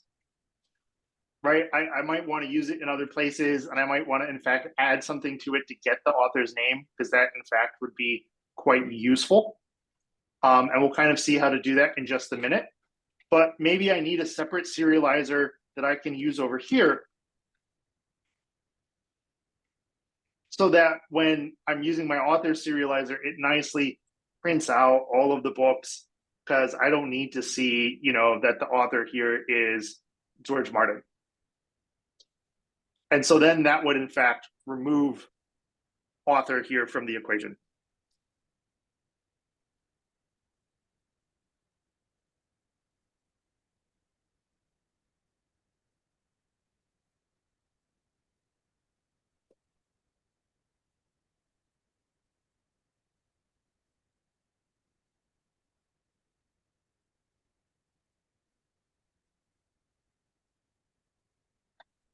With the book serializer, there's a couple options on how we want to show the author. We'll get into this with the many-to-many relationships, but I can also define functions. And I should be able to do get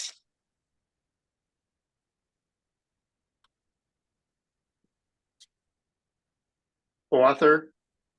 And let me double check to make sure I have this name right, because this is one of these magic names.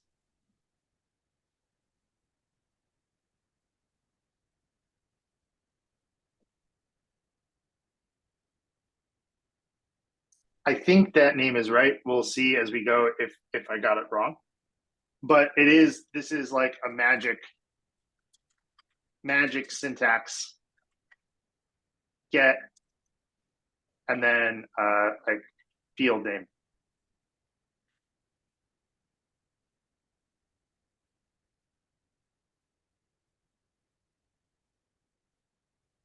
And this is a lot like a class method. And what should be happening here is, I believe we should actually be getting the author instance.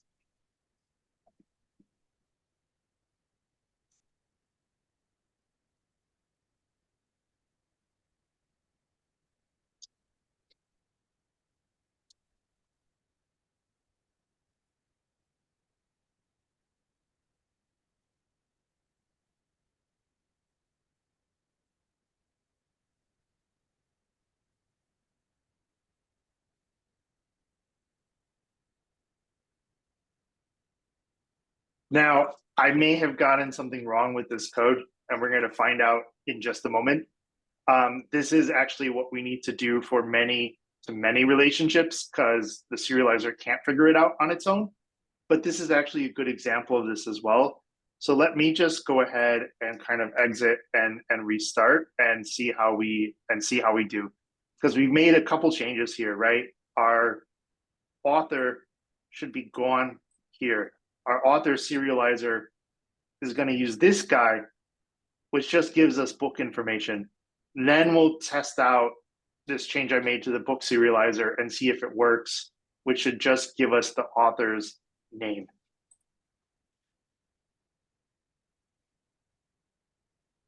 Brandon, yes, sir. Is there a way to do this without exiting every time? Like, isn't there like a command we could run to just refresh? I don't know. I would have thought that, I'll do a little digging because that would make life way easier. I would have thought running the import statement again does it, but it doesn't appear to. I think the shell may be doing some sort of caching, but I'm not certain, to be honest. But that is a good call, and I'll dig into that a bit more, because I agree it is a bit of a pain. full clean do that? Full it- clean it is for validating a revalidates? model. More so, like I would have thought if I run this import statement that you see right here, that it would grab the newer version of my code. But that doesn't appear to be happening because I was trying that earlier. So let's start out by, let's get George Martin again. Let's make a George Martin serializer.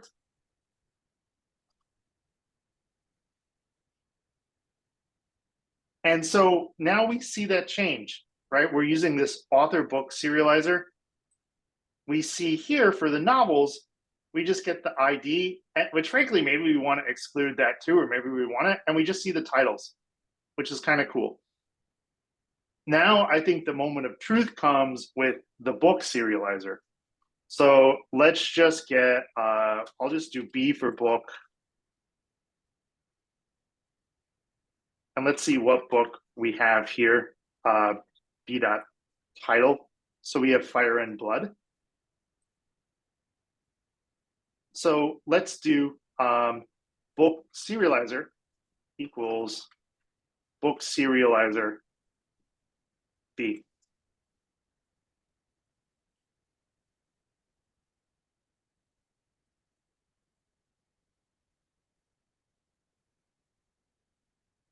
And unfortunately, something I did not get right with this.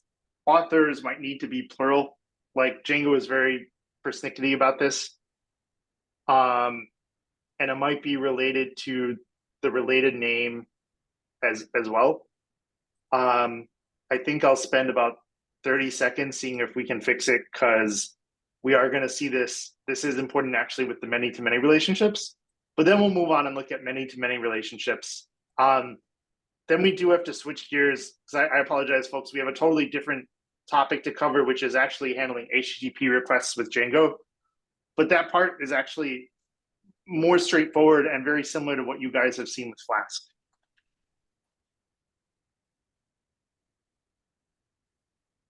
So let me do a quick check here to see if I can get this working. In fact, I think I'm going to be lazy in the best possible sense here. And actually, I might just use ChatGPT. What is wrong with get author? Because ChatGPT might have a quick answer here, or it might not.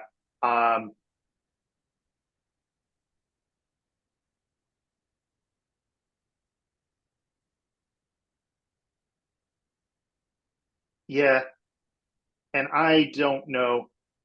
Oh, yeah, that's exactly what I forgot. So, as this name implies, if I'm creating a method, I also have to create sort of the special serializer field. I totally forgot about that. So ChatGPT has its uses, right? You need to be thoughtful and not just have it do the work for you. But in this case, I think it was a fair trade. The other issue here is because book has this attribute author as a part of it, that could also frankly interfere with Django. So I am going to take ChatGPT's suggestion to do serializers to use the author name field. And we're going to change that, and we're going to change this. So this name has to match the serializer method field.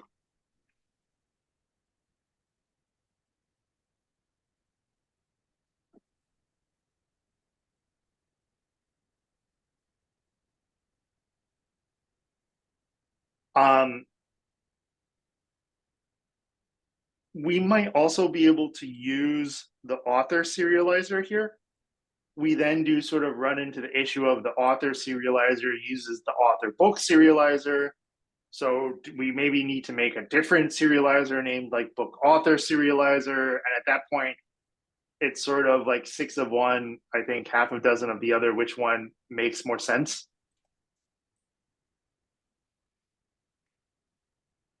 Let's just quickly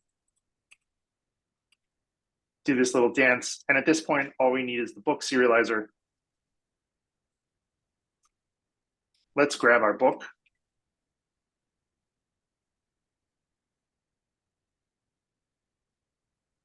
Let's make a serializer for it. Let's see what we have.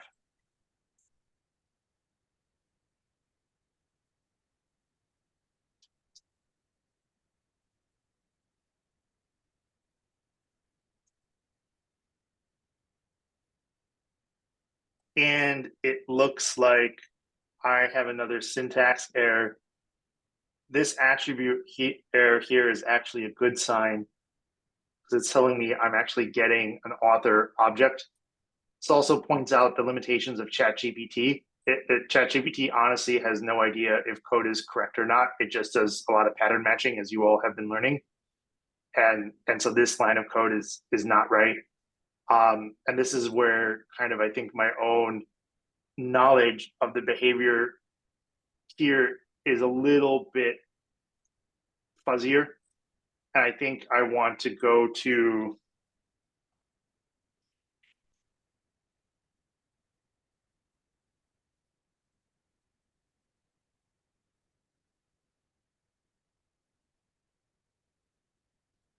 the docs here and see how they recommend doing this to make sure that I am doing this right.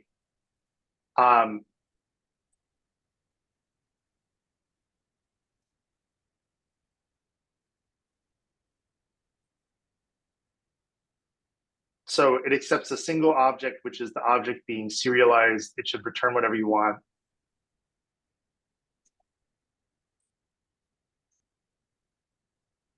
Since join.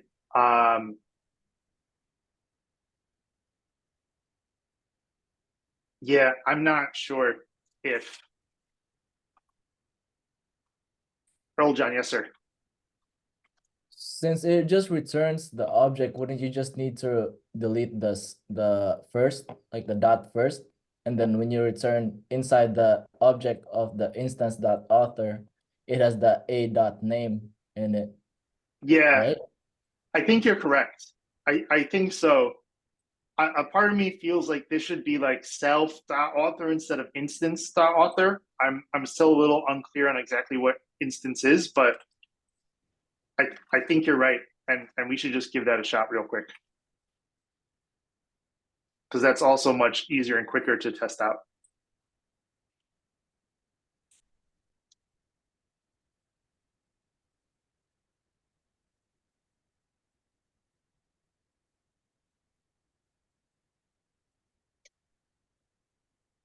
Yeah, we're still getting author one. Oh, we get author name right here, actually. So we get exactly what we want. We just still get this other field. So if I wanted to, I could change all to like a white list that would look like this, you know, and that would solve the problem. But we actually are getting our author name here. So Earl John, thank you so much for your help with that. So I apologize. We had a couple twists and turns there, but we got this working. This is actually valuable because we're going to use this with many-to-many relationships as well in just a minute. And I think that's a good spot for us to go next. We can kind of circle back to our Pokemon and maybe add some many-to-many relationships, and then we'll take a break. And I apologize. I think we have to run a little long today, but we can look at the other thing that we're going to look at today, which is how to actually handle HTTP requests with Django. Right, we've gone pretty deep into the serializer code and stuff, and in a little bit we'll switch gears. But let's just take a look at the many-to-many relationships and circling all the way back to our Pokemon.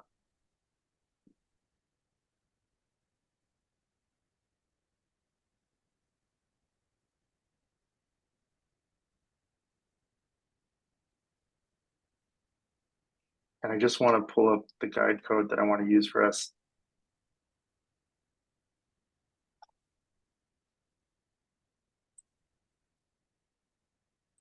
So just to quickly recap,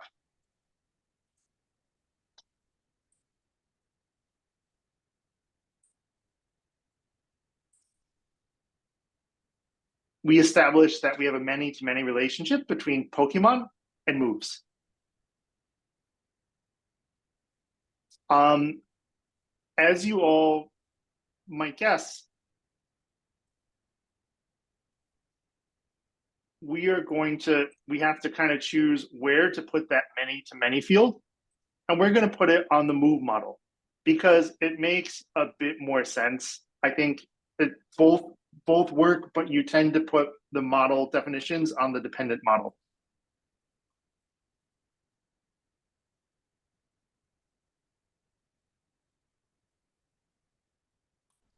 And so we're going to say that a move can belong to many Pokemon. This is also a good moment to show related names in action again. So I'm putting the field here in part for teaching purposes. I do need to import from the Pokemon app models, import Pokemon, right? We need to use that Pokemon model right here when we define the many-to-many field. Now, we don't want to delete a Pokemon when we get rid of the move. And if I delete the move, I don't want to delete the Pokemon. So we're not going to put any sort of on delete cascade or anything like that here, but we are going to set a related name, and it's going to be moves, so that I can do related name,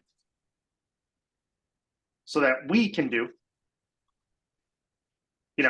like Pikachu dot moves.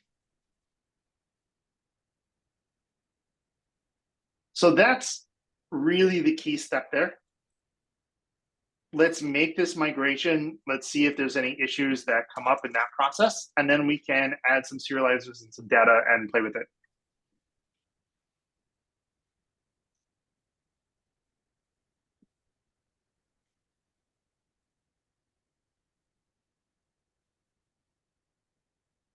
So that was an easy migration, right? Let's take a quick look in P-SQL and see what we have.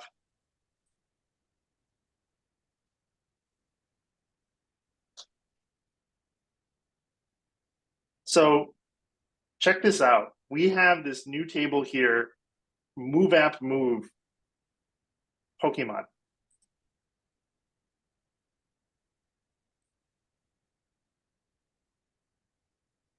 Right? This did not exist a moment ago. We still have the main move table right here. And we still have the main Pokemon table right here. But this is a join table, right? Because if we have moves, and I'll add some words to this in a moment.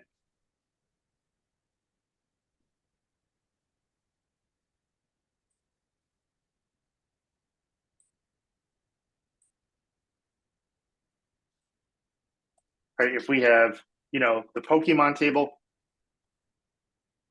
and we have the moves table, we need what's called a join table.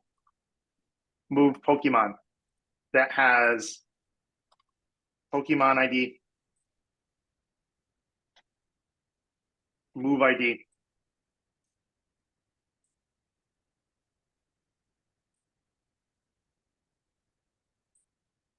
And let's give us some rows in these really ugly tables.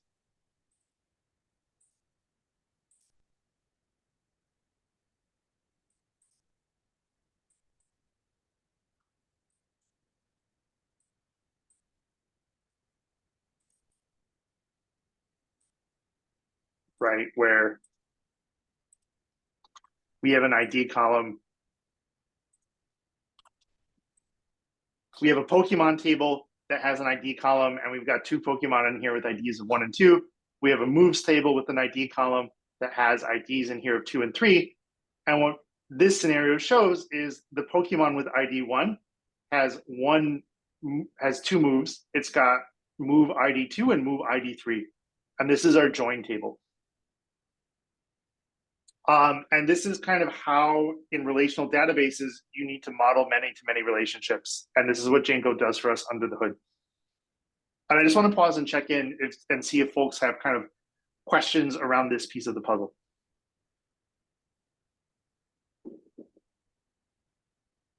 And I don't know, did we kind of look at join tables when we dove into SQL? A little bit, yes. Okay, so there should be some familiarity here. So under the hood, this is actually what Django does when we make a many-to-many relationship. Oh, and let me delete the zoom annotations and get rid of it entirely. So as we can see, adding the many-to-many field is actually super simple with the Pokemon. That part is not so bad at all. Let's take a look at our serializers and see if there's anything that we need to change. And then let's make a Pokemon or two and a move or two with our new relationships.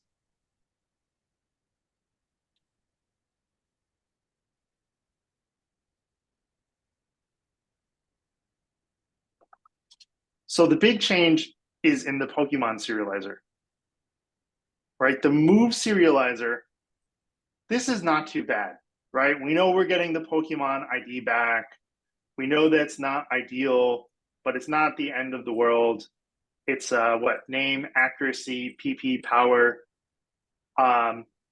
So, you know, maybe we want to change our this to look something like that, like this.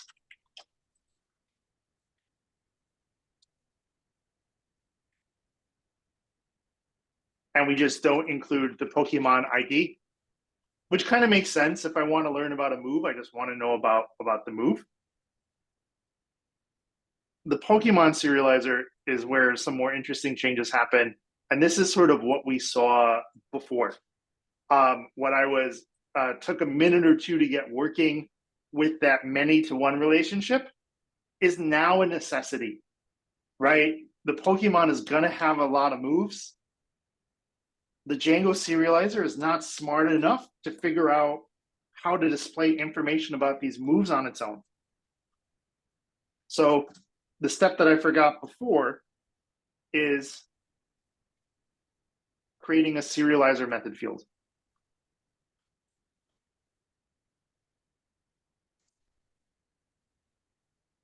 Let's go ahead and add this to the list of fields our serializer is going to render, right? We're like creating a brand new field here that the serializer does, that doesn't actually exist on the model. Now we do need to tell the serializer what to do for this special serializer method field. And we do need to write this method with this somewhat magical name, right? It has to be get underscore moves, the name of the field. And we're going to get all of the moves belonging to our Pokemon. And we're going to write our own logic to do a little bit of serializing the moves. And I'm just going to use a little bit of sort of like list comprehension type stuff. We're going to create a dictionary for the move name. And I'll just say m.name. Right? Let's loop through this list essentially of move dictionary items, or of move objects rather, and grab the name and attach it to a Python dictionary. And let's return that. So we are telling our serializer how to serialize this data. We get a list of all moves objects which our Pokemon has. Turn that list of move objects into a list of dictionaries with the stuff we want. Return the ditch. Return the list of dictionaries. So we've now written our own custom serializing function. And you can kind of see here how for these many-to-many relationships, how you kind of have to do this. Because there's no way that the serializer could really know, like, hey, for Pokemon, what information do I want about its moves? And then so we have to tell it.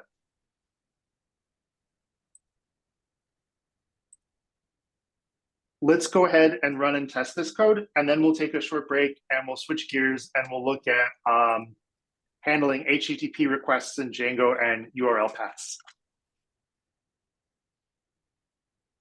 And I don't think I have any migrations to create, but let's just double check.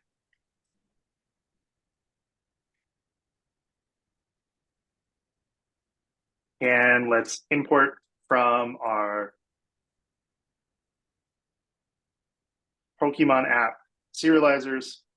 We want the Pokemon serializer. Let's go ahead and clear this. Let me grab a Pokemon.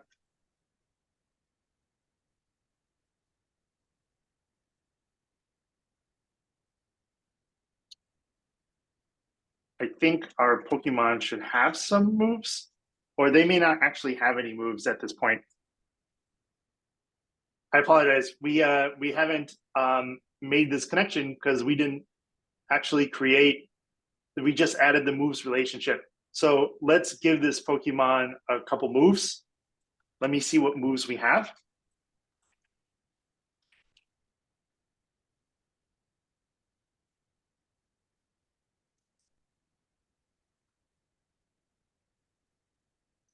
We've got, we really only have Psychic. So we need at least one more move. I'm gonna call it Fire.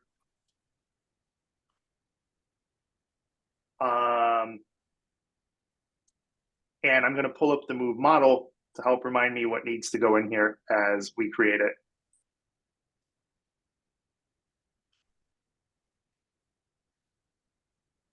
Accuracy has a default, so we don't need that. Power has a default.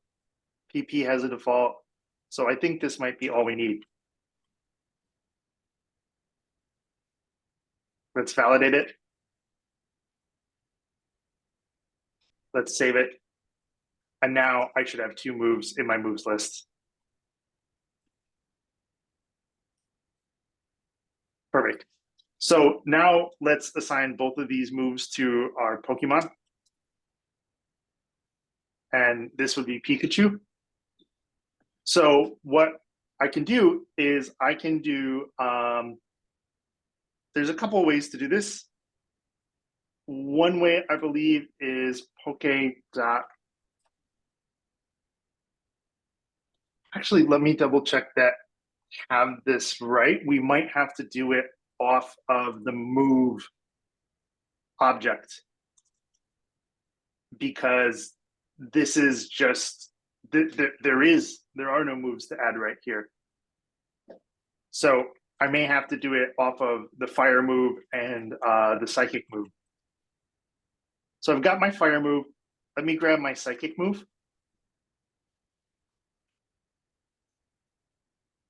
And let's go ahead and now assign these moves to Pikachu, though we can assign them to other Pokemon as well. So fire move, Pokemon equals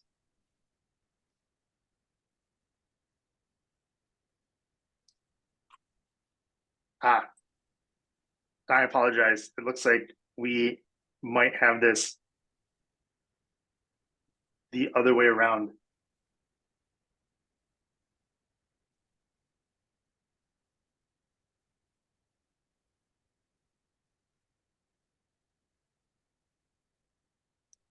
And I apologize. Give me one moment here to make sure that I get this right.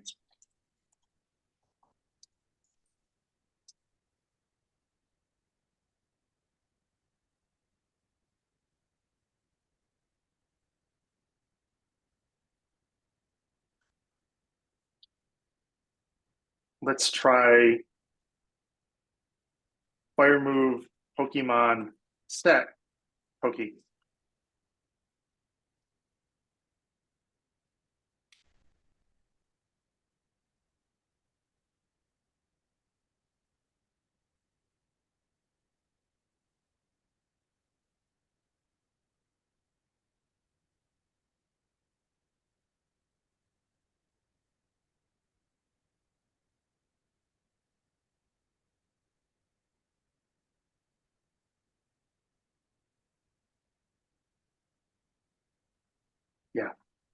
So my apologies for the confusion there.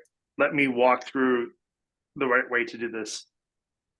So the way we have to do this from the move is if I have a move, like say psychic move, I have to do psychic move Pokemon dot set. Set needs a list. It needs something iterable. And inside that list, I can put one or as many Pokemon as I want that I'm assigning this psychic move to. And now I probably do want to save the psychic move to save this change, and same with the fire move. And now if I'm going to grab the Pokemon again from the database to make sure I'm getting the most recent data.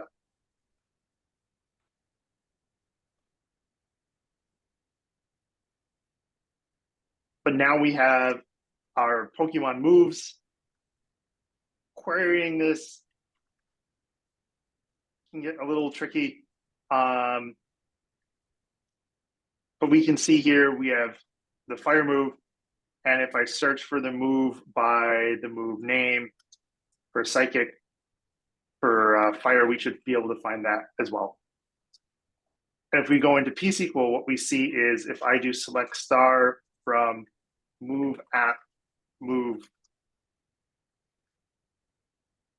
from move at move Pokemon,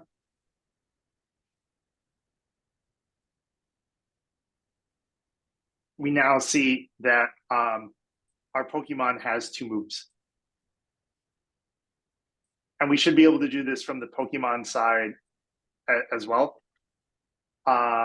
Let's grab another Pokemon. Let's see who Pokemon, let's get Bulbasaur.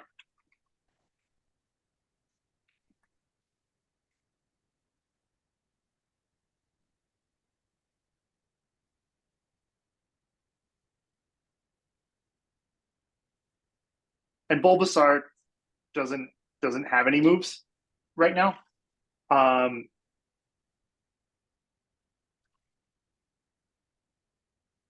Right, we haven't given Bulbasaur any moves, but we should now be able to do Bulbasaur.moves.set. And I forgot to wrap it in the list, but once we do that, we can add a fire move to Bulbasaur. We can also add the psychic move to Bulbasaur.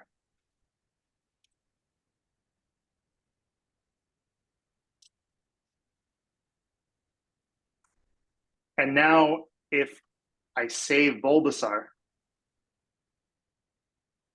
and I hop back to my database,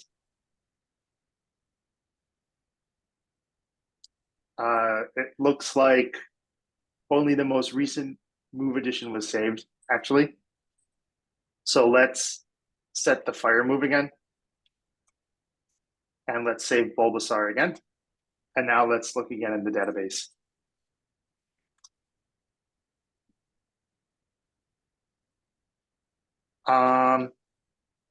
I must have an issue in my code with the psychic move.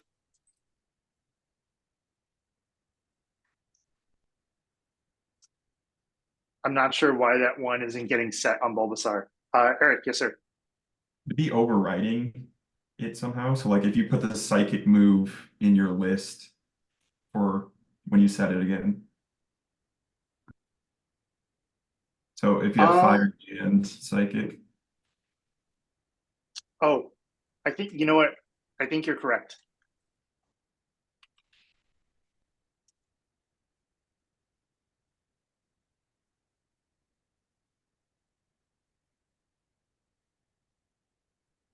And now my brain is just failing me a bit here, but I think you're correct that that may have been our issue. Yeah, good call. Thank you. Right, so there are other and nicer ways to kind of create these many-to-many relationships. The set one is the most fundamental, and as you can see, it does have a bit of that limitation of you're setting all of that. I'm sure Django has like an append as well.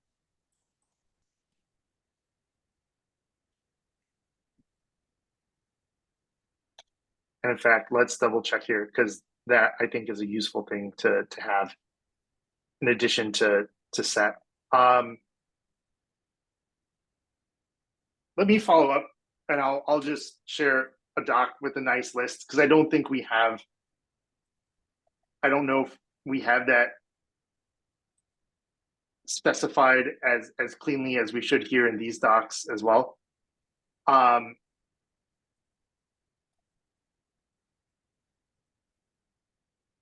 Oh, it looks like I apologize. We might actually just be able to do add. Like let's get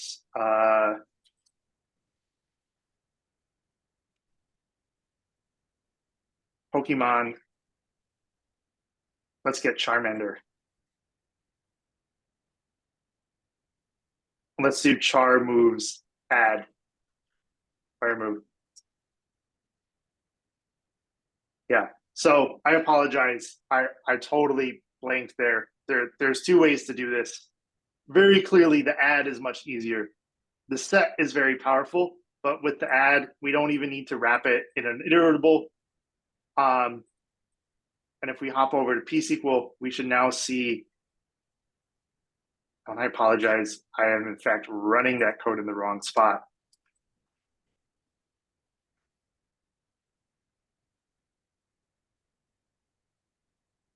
I think it's clearly time for a break because I'm starting to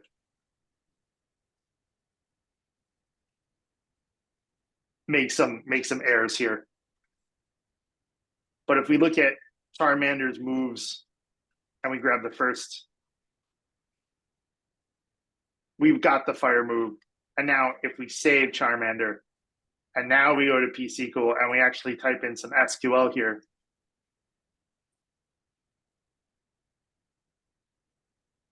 All the way down here, we've got Charmander.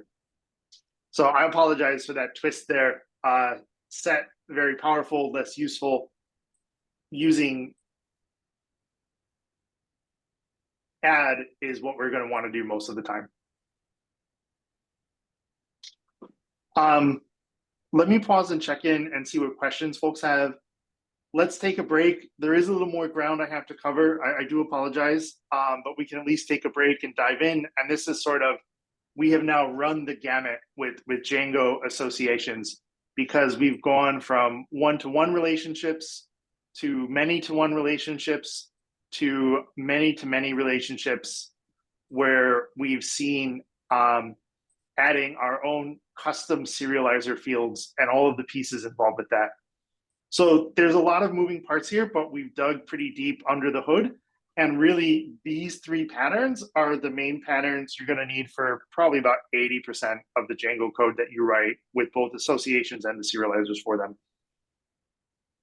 Is there anything on people's minds with many-to-many relationships that might be good to go over or run again in the code before we take a break?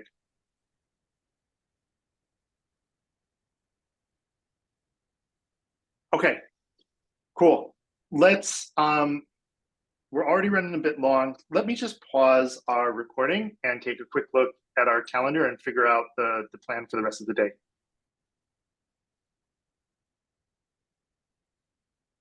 All right. So we are 100% switching gears now. We spent a ton of time this morning covering a huge amount of ground with models and also creating a new Django app. And we in fact now have a whole bunch of Django apps, and we've seen that in action. We did a lot of review of validating data, of serializing, and we dug deep into how associations work with Django models with one-to-one relationships, many-to-one, and many-to-many relationships, seeing how these get implemented in Postgres, and also seeing some of the ins and outs of serializing and writing the Django OOP code, along with learning the hard way that we want to use add instead of set for actually setting many-to-many relationships when we're modifying our code. Part two, I think, is going to be a much lighter lift for us. It's going to introduce stuff that we're already much more familiar with. We're going to be talking about the server part of Django. We've already seen a little bit of a preview of Django run server. We're going to look at this URL patterns list and the urls.py file in Django to see how routing works, and what's called function-based API views, and what an API view is in Django, which is a fancy word for a very simple concept. And we'll write up some simple examples, and we'll see how the Django server handles HTTP requests. We'll also see how to pass data in the URL params of our HTTP requests to Django. I think I will leave this here up on the side as a reference, but I'll also be pulling up very shortly. We'll have the Django server up and running here, but I think I'll kind of like have this code here as we start to talk through this stuff.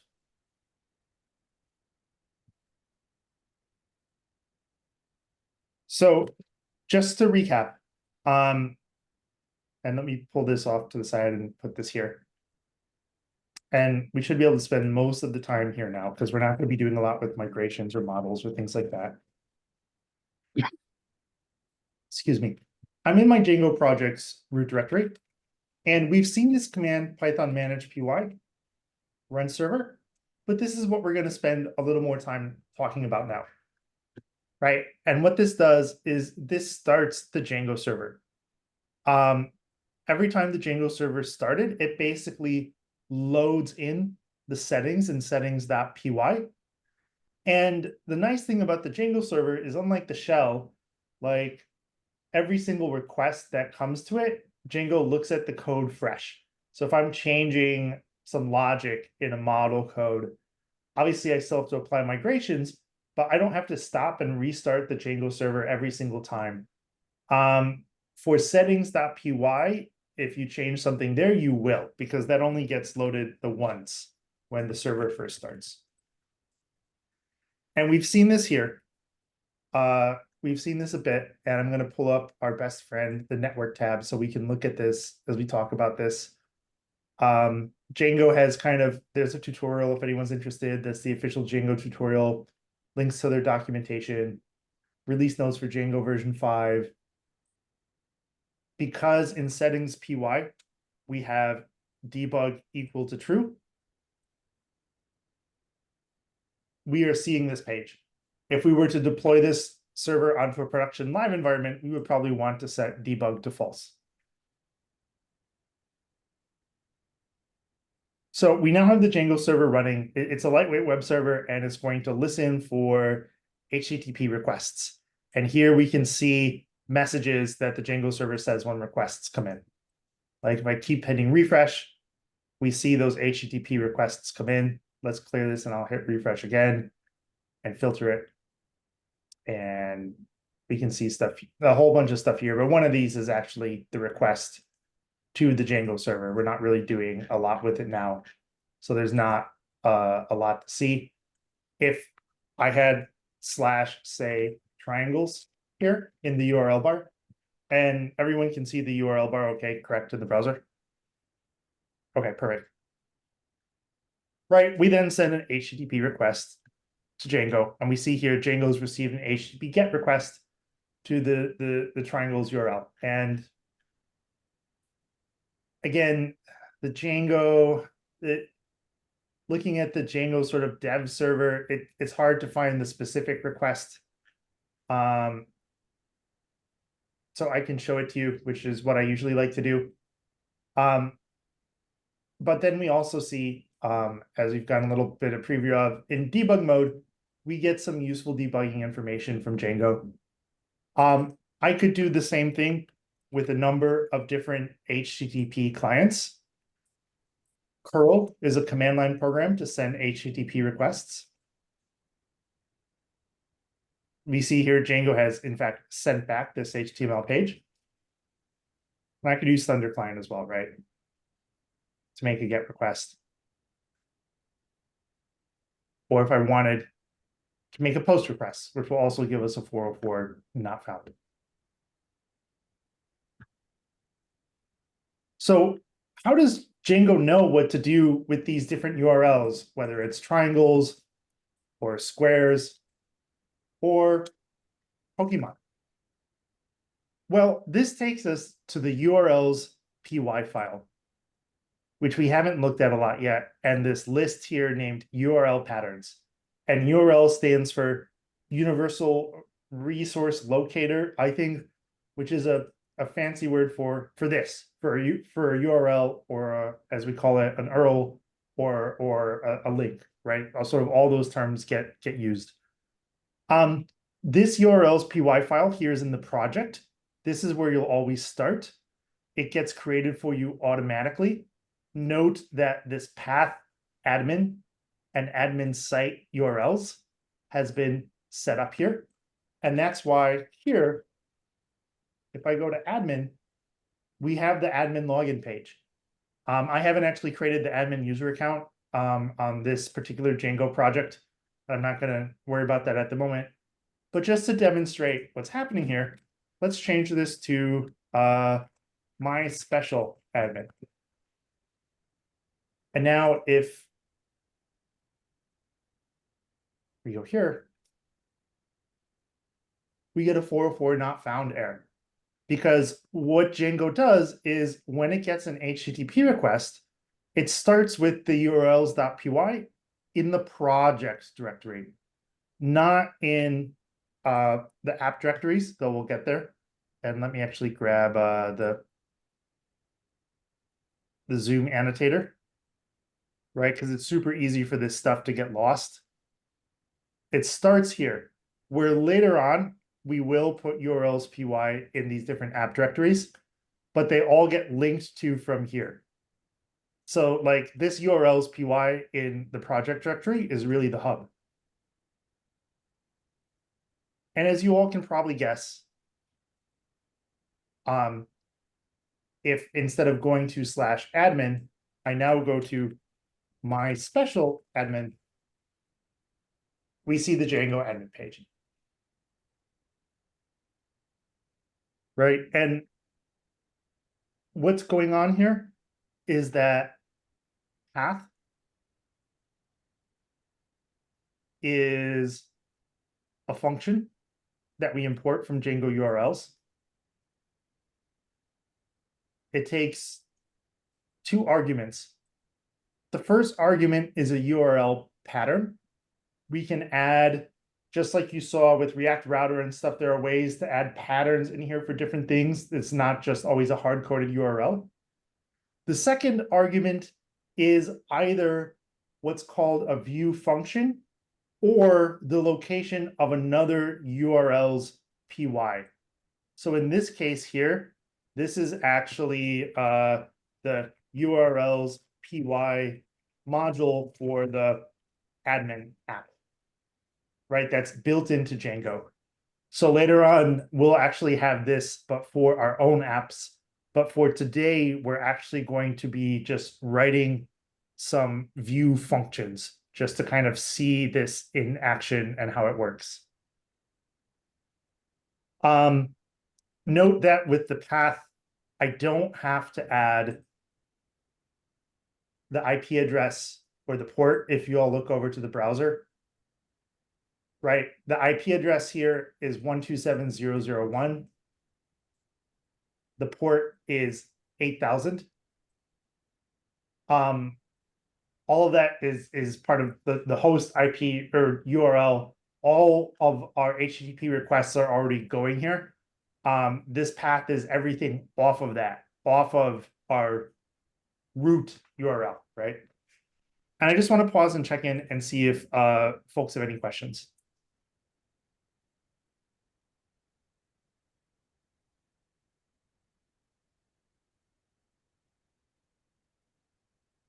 Okay, awesome. So let's start adding some code here and start to see some more interesting stuff. Let's add a path. We're going to use shapes like triangles, squares, circles for this example because it's easy, and it's easy for what we want to do with adding some URL params. So let's add squares. And I need a second argument here. I'm going to pass it a function. I'm going to create a function that I'm just going to name square area view. Because Django has this naming convention of what it calls views. And not today, but tomorrow, like will in here say, or in the Pokemon app, be creating a file named views.py. Oh, and in fact, it already exists, which is even better. It creates it for us. Tomorrow, we'll see how these view functions that we're writing today get put there. And it's called a view because when Django was first designed, these functions would actually return HTML. With sort of modern web app development and React as our front end, these view functions usually return JSON, right? Because we don't need the HTML because React creates the HTML. We just need the data. So we have a view function, and it takes in as an argument a request. And we don't always need to use this, but it's a good habit to always pass it in, because then anyone else reading this code will know that this is meant to handle HTTP requests. And Django actually has an HTTP request class so that we could get all the information about the HTTP request. We are going to want to use the HTTP response class from Django.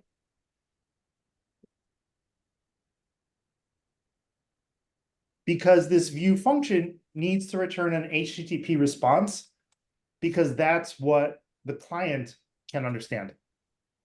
And this square area view function is going to do something very simple. It's just going to compute the area of a square. And we're just going to multiply something by itself.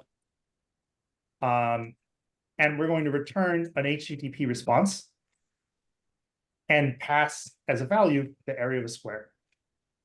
And now the second argument here to my new path becomes this view function. And I don't call the view function, but I pass it as an argument. And let me go ahead and fix this typing. And let me go ahead and fix this misspelling here. And if we take a quick look at the source code for the HTTP response class, which is deep in the Django source code, there's not a ton to see here.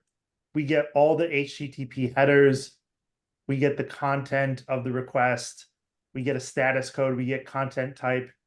It's basically an object that makes it easier for us to handle the data that's in that HTTP request or that HTTP response. And so now, if we navigate to squares, we get back something very simple, right? But we get something back. And let's see if I can filter this to get the good stuff that I want.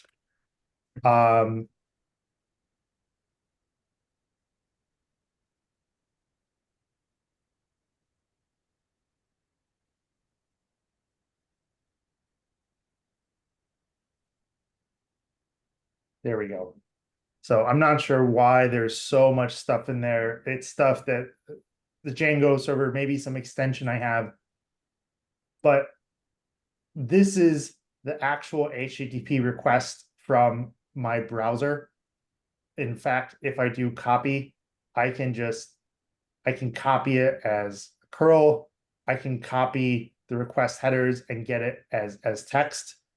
If we like click raw, because this is what an HTTP request actually looks like. It's just a bunch of text in a very special format. This is the text that we're sending to Django. This is an HTTP request. It gets serialized into binary, and then Django serializes it back using that HTTP request class. And the important bits are the HTTP verb, right? Get, post, and so on, and the URL. And we'll later add query params. All of these headers are also important, but we'll learn about them later. And we don't have to go in depth to all of them. But this is why the network tab is your best friend. And this is that same information just shown differently. And here we can see the response, which is literally just for. We can see that the HTTP response also is text according to the hypertext transfer protocol, the HTTP protocol. We send back a response code of 200, which means okay, the date, the server, a number of other things. So that's what an HTTP request actually is. Whether you use Thunder client, Django, the browser, it doesn't matter. Now, this is not particularly exciting. So the next step here is for us to start adding some more things to it that are going to be useful. I just want to pause and check in and see if folks have any questions. And how are we feeling? Is this review, but some good stuff, somewhere in the middle? Okay, awesome. Chris, yes, sir. I was just curious. I know we are doing Django and things of that nature, but for our how you did the React project for Pokemon before this, how would you install Django into that might be another discussion, but I was just curious, how would you put all this into another project that you already did and make it work? Does that make sense? Yeah, you mean like how do we use Django with React? Yes. Yeah, great question. It is a little out of scope, but the short answer is first, just like our React program only had to know about the URLs for the Pokemon API, the Pokédex API, what's called a REST API. REST is an acronym that we'll talk about later, but rules for how we use URLs and HTTP methods.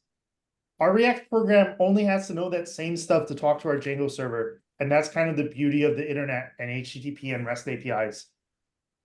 In terms of project organization, we could have both of them in the same GitHub repo and like a front end and a back end directory, or they could be in completely separate GitHub repos. That's sort of dealer's choice.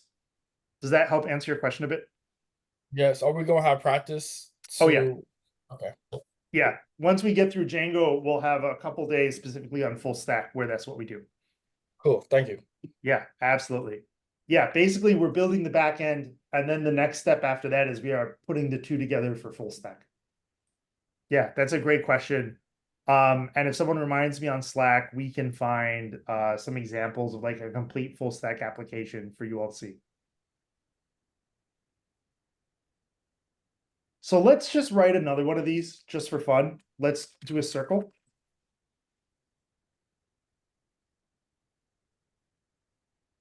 And let's maybe just print the HTTP request so we can see it in the Django console. Let's import a Python math library to help us a bit, because the area of a circle we need to do, we need to multiply by pi. And we're just going to do math dot pi, right? 3.14159 r squared. So the radius squared, right? So radius of 2 pi r squared. And our HTTP response is just going to be that same thing.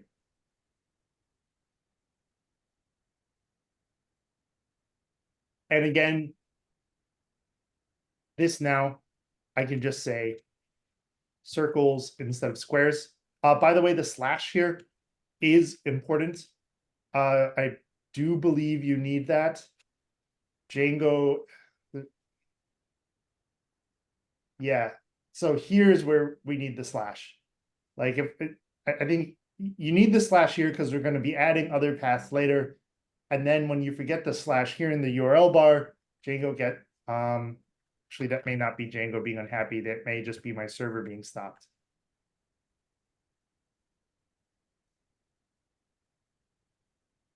And it looks like,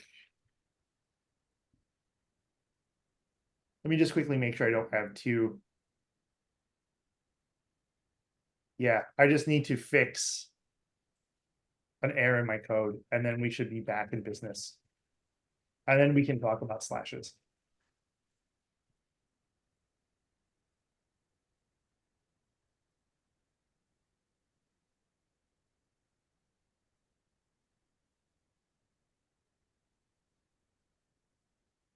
Murad, yes, sir.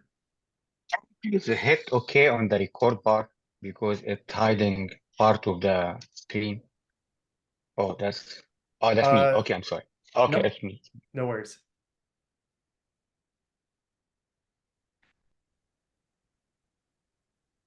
Yeah, so the slash, okay, here, we do need this, the trailing slash here in paths, because we will be adding things to them. We should now be able to get the area of a circle as well. Right? So, and just to talk a little bit more about HTTP requests.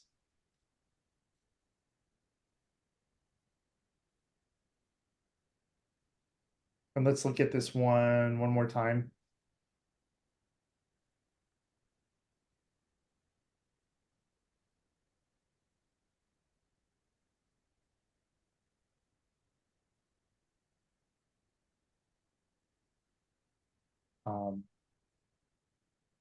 Let's see.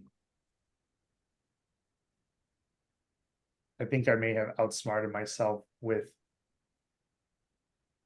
there we go, with the network view.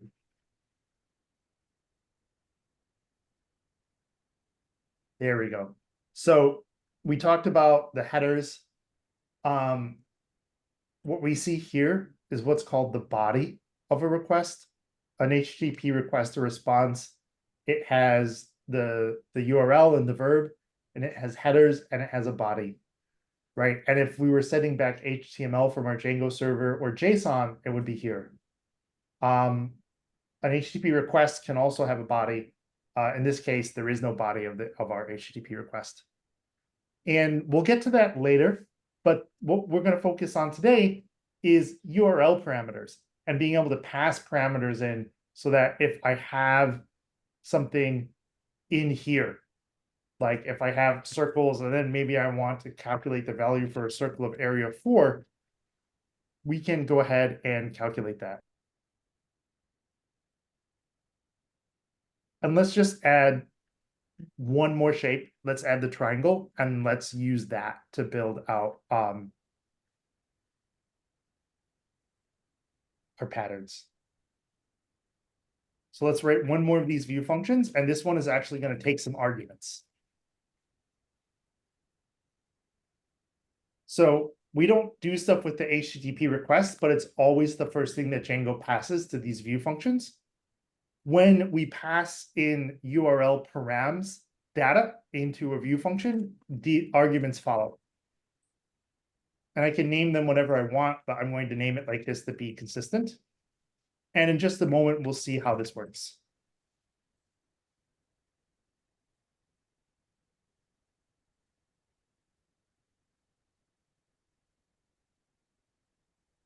And let me just fix my code issues here so that it's looking right. And our triangle area is height times base over 2, roughly. And we'll return an HTTP response with that area of a triangle. And once again, I'm going to have a path. And it's going to be for triangles, but we need to add some extra stuff here. So we'll talk more about sort of REST API design patterns as we get into the course. But part of the idea is the URL sort of indicates different resources and sort of like a hierarchy of concepts. So here we're saying that triangles have a height. And here's the important part for Django. And this should look kind of similar to what we've done, whether with React Router or with Flask, where we're telling Django, hey, this URL has a pattern. You're going to get an integer, assign it to a variable named height. After that, let's have the URL include the name base as part of the hierarchy.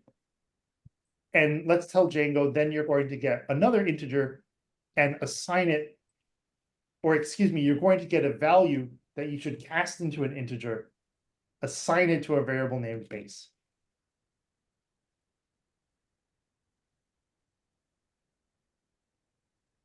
Right, and so just to briefly recap,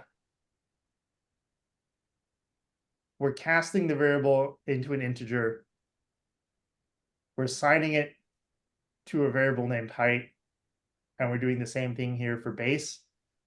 And I believe Django, I believe it does look at these argument names. I don't think it's a question of ordering. I'll check on that, but for sanity's sake, we'd want to keep them consistent anyway. And then these values from the URL, Django will grab and pass into these arguments. And let's watch this in action. So to follow the pattern here, I need to do triangle slash height, and I don't know, 4 slash base slash 2.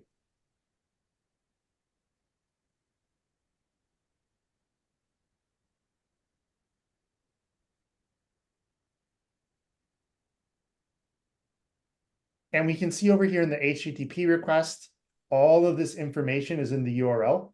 That's why these are called URL parameters. And it's still a GET request. Over here, in the print statements from our running Django server, we can see the GET request. We can see here where I misspelled height, but we can see where we're getting and printing out those values, right, from this print statement right here on line 34.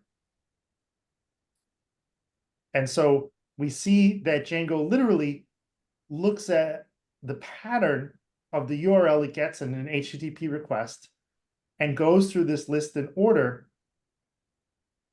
and finds the first match.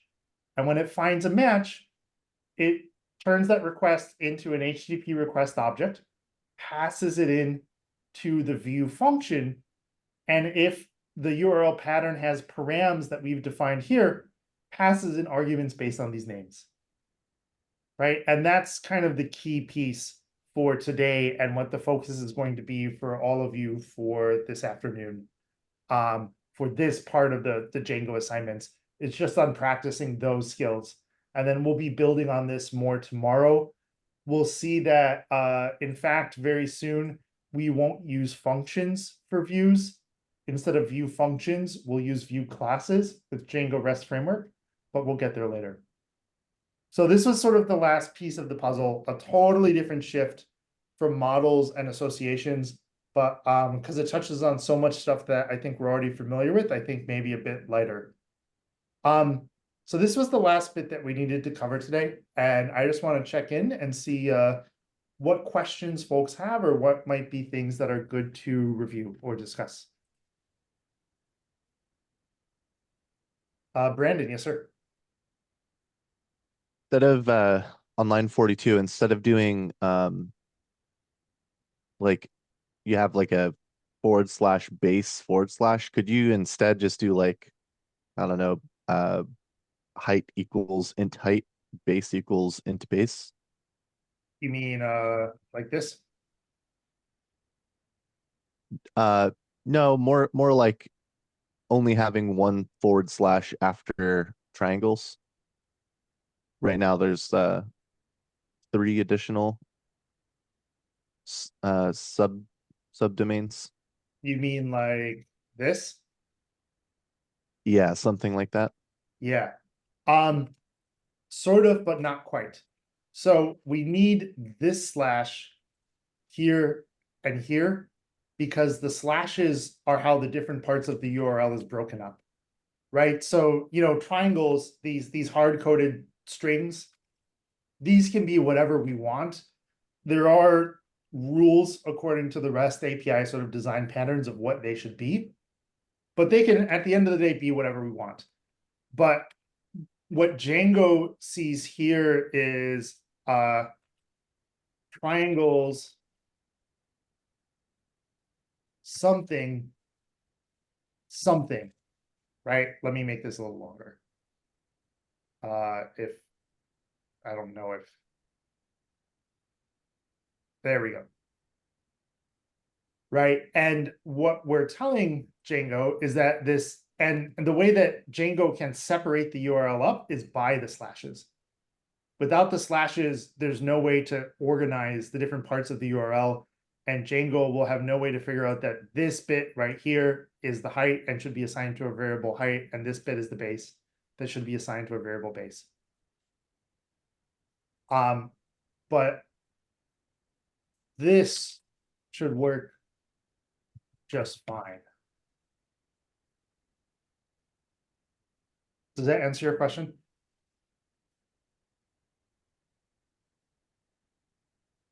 Yeah, I mean it's fine.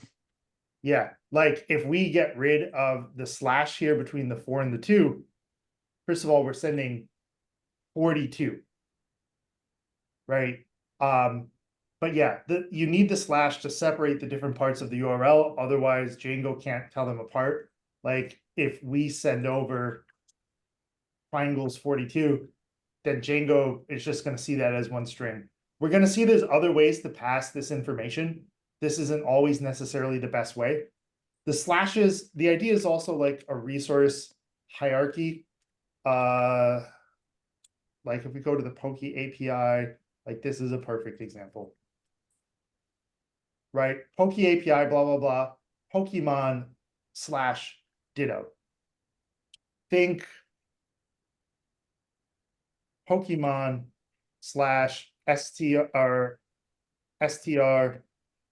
Pokemon name. Yeah, Right? that makes total sense for this specific case, but because those two things are only loosely connected.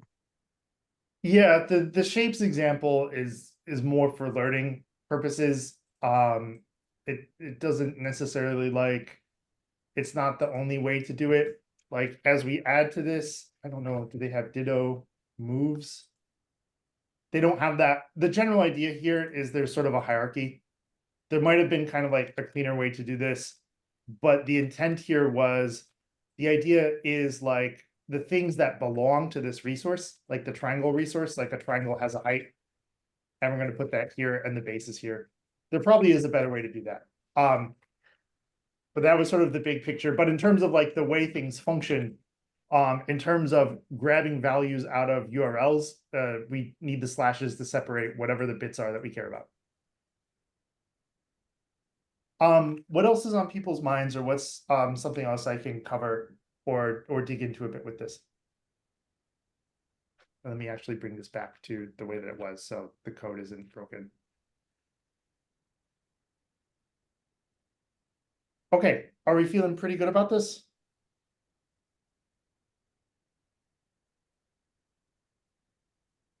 Okay, awesome. Glad to hear.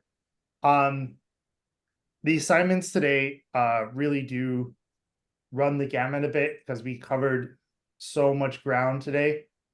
As always, I think the school API is the right starting point. Just to continue building on it with models and stuff like that, and the grade model, and adding more things onto it.